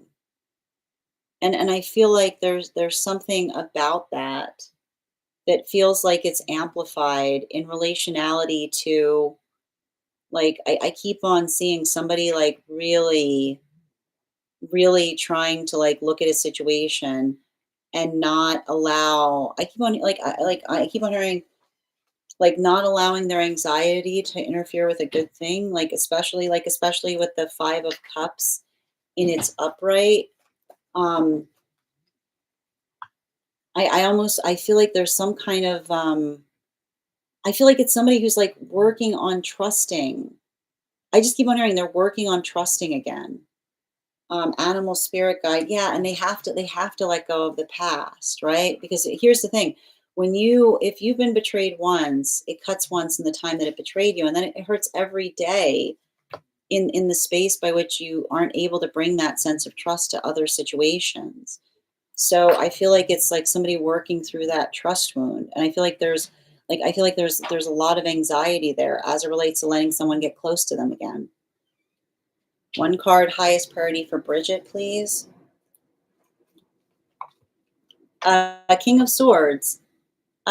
This is like, I feel like this is you, like, I feel like this is you, like, coming into the space of just becoming, like, very, like, I see you, like, really amplifying upon energetic choices right now, or um, like, working through something in such a way, like, I keep on hearing, like, you're not waiting for another person to fulfill something. I see that you are the shape of what it is that you're working to manifest. Yeah, and that I keep on hearing that is the best way to bring a manifestation towards the self. It's the space by which I keep on seeing, like, you're not waiting for another person. You're just arriving into that manifestation. Animal spirit guide. Yeah, especially with the bear energy. I feel like it's interesting because I feel like it's the space, like, I feel like I see you kind of doing something in a way where I would be interested if you feel like now, like, you're being patient for something that is already occurred. Like, I feel like in a way, like, I just keep on seeing, like, this is you creating a happy home. Like, this is you creating the environment by which you're going to be like, I keep on hearing, like, this is you. It's interesting that it was King of Swords, because it almost feels more like Empress in terms of you, like, really building into the context of feeling energetically supportive, because you're not looking at relationship from a point of need so much as like building the architecture around the self for what it is. Like, I keep on hearing, like, this is you building a welcoming home for counterpart, because it's a place that you yourself feel happy in, is what I keep on hearing. It's a lot of hearth energy. Ella, one card around the writing block. Um, read it backwards. Yeah. I don't know why it came through really fast. That's all I keep on hearing. Yeah, with the goose. I don't know why I keep on hearing read it backwards, which is being able, I keep on hearing, like, I feel like there's something about you reading it backwards that's going to help you recognize a breakthrough. Be like, oh, like, I feel like it's almost you like catch, like, ooh, like, you know what I mean? Like, almost like I feel like it's saying, like, there's something that you missed in the like something that you missed in the back that you can bring forward again is what I keep on hearing. Or you know what I mean? Like I just keep on hearing read it backwards on that. Nikki, one card on partnership, please. Got two cards coming out. Um, we don't sweep things under rugs. Sweeping things under rugs is how we get tripped up on problems again. So I keep on hearing it's not letting go of things. It's saying how are we going to make sure that that doesn't happen again, right? I keep on hearing um, that past problems require an address, which is the space by which again, yeah, like next time that happens, which it definitely will. What are we going to do about it? Not expecting insane. I keep wondering, not assuming profound transformation, but saying, I accept the fact that that's a tendency that you have. What are we going to do to navigate the tendency more effectively? Like coming into warrior mentality. Healthy relationship does not require us to become a superhero. It requires us to understand our vulnerabilities to navigate them through them most effectively. No white knuckling. One card, highest priority for per, please. Um, I feel like there's a lot of stuff coming up in your dream space to help you like heal some unresolved karma right now. Yeah, bottom of the deck with the Wheel of Fortune. Um, I feel like it keeps on saying to me the dream space. I feel like the dream space is showing. I don't know why it's like the dream space is showing you some kind of crisis averted energy. Yeah, it's like this with the sow. It's like it's showing you effectively like what one like I feel like it's almost trying to show you how far you've come, even in the face of you doubting yourself, is what I keep on getting. Sending you support on that journey, Nikki. No, yeah, like it's none of that volleying. We don't volley problems back and forth. We resolve them together. Yep. Pokey, these are one card readings for super fans. So if you'd like to become a super fan, I'm happy to draw a card for you. Okay. No, Esteban, I posted it. Did you hear me? Yep. Excellent. And thank you, Francis, for the follow. Yeah, that's what I keep on I keep on seeing like someone's having a hard time not letting the past interfere with the present.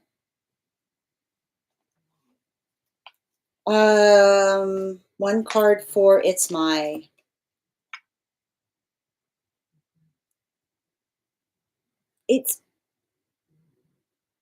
it's I feel like what am I seeing here? It's a continuation of what I saw in terms of you being able to kind of pick up on the ether of the energy around you, bottom of the deck. This three of pentacles does not want to leave the bottom of the deck, right? And I keep on hearing a healthy guide. Like a healthy guide only gives us something that feels like it's energetically supportive. So I feel like in a way, I don't know why I keep on hearing the word echo on it. Animal spirit guide. Yeah, especially with the goose. Like I keep on hearing a healthy manifestation goal is one that is mutually shared. So like even in I keep on hearing like I want to point out like somebody being like exposed, being like, what are you talking about? That's creepy and weird. You know what I mean? Like it's creepy. Like, what are you doing? Like why like I need to point this out. Like when you're not in a healthy space, you're worried about being exposed because it's like, what are you talking about? Like I feel like in itself, like it's interesting the word came through because I keep on hearing it's like the way someone would talk like that is being like, what are you like what are you on about? You know what I mean? Like, I feel like it's revealing, like, the weirdness of some energy. Oh, I'm so glad to hear that, Bridget. Yeah, hashtag word. Yep. You're welcome, dear. Yep. Read it backwards. Yep. Lisa, immediate direction. You got two cards, bottom of the deck right now. Lead a path of peace. We don't have to agree on everything to care, but also I keep on seeing We have to like, it's like you having to say, like, recognizing and having your priorities in check, you know? Like when we're unified in care of others, we can put, I keep hearing when we share unification on who we care about, we can put our feelings about one another aside, is what I keep on seeing. Right? It's almost like giving me a little bit of energy of understanding healthy energy agrees to disagree, is what I keep on getting. Bottom of the deck. We can agree to disagree, but you also have to, we can agree to disagree, but only when you prioritize what needs to be prioritized, which is the space by which I keep on seeing another person, like is holding the priority as it relates to how another person feels. Animal spirit guide. Yeah, the frog energy, you know? I think that there's something about that. Like I think that it's almost you. I feel like it's hard because I almost feel like I see something where you like want to have a conversation with them in relationality to how they address someone. And I keep on seeing it's like you can say to someone like, hey, I like to point this out. Healthy observation from outside force sometimes brings forth healthy conversations, which is the space by which you can say, like, you know, I almost see you, like, I almost feel like you see you. I keep on hearing lead by example, is what I keep on hearing, right? I keep on hearing don't get into an argument, lead by example. Tower's not a negative card depending on the context, Nikki. Creative, one card, please, on energy, on your energy. Let this retrograde be one that you find new efficiencies, building into doing things more effectively, communicating. Bottom of the deck, even potentially reviving something from the past, seeing it with new eyes is what I keep on seeing. Yeah, we don't cross the same river twice. Something that you used to do in the past might be completely different in the context of who you are today. Absolutely. Hold on a minute.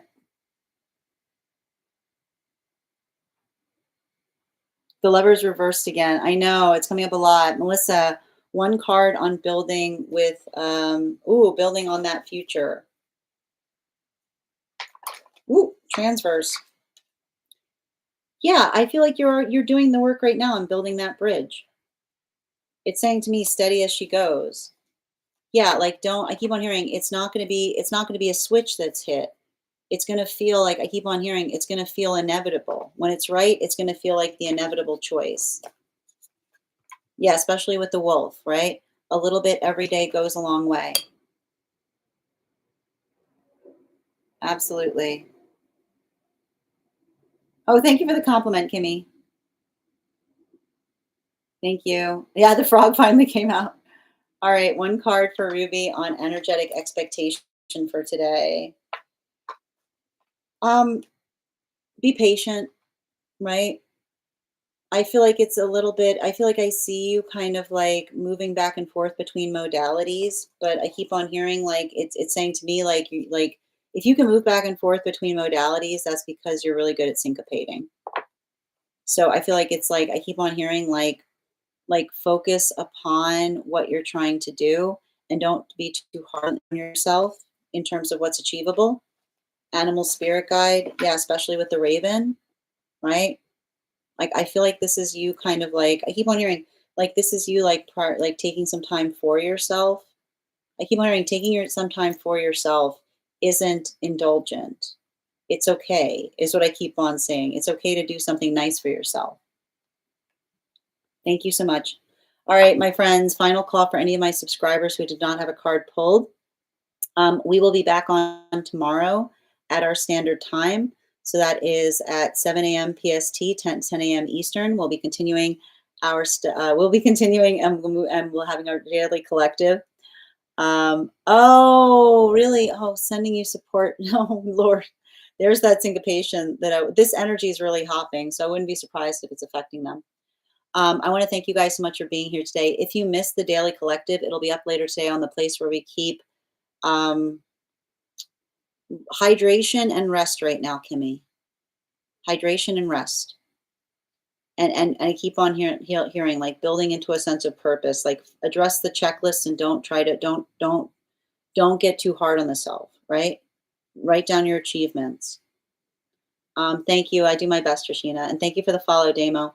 I will be back on tomorrow at 7 a.m. PST, 10 a.m. Eastern. If you'd like to get on the list for tomorrow, all you need to do is send a donation, and you'll be added to the list. You'll also have additional cards if you get on tonight. I want to thank you guys so much for being here. And if you became a subscriber today, welcome. I'd encourage you to head over to our subscriber only disco channel and introduce yourself to the collective. You'll also find there a special coupon code that will give you a discount to our tarot class subscription program. Our next class is going to be held on Thursday, November 20th at 6 p.m. PST, 9 p.m. Eastern. We're going to continue our studies into the tarot with a focus on the Sun card. I want to thank you guys so much for being here today and sharing in these messages. Huge thank you to my followers, old and new. Thank you for being here and sharing in these messages. Huge thank you to my subscribers. Your ongoing support means the absolute world to me. And the biggest thank you to my mods. I hope you guys have an absolutely beautiful day. Please take care of yourselves. Please take care of one another. And we'll do this again tomorrow. Have a great day, everyone.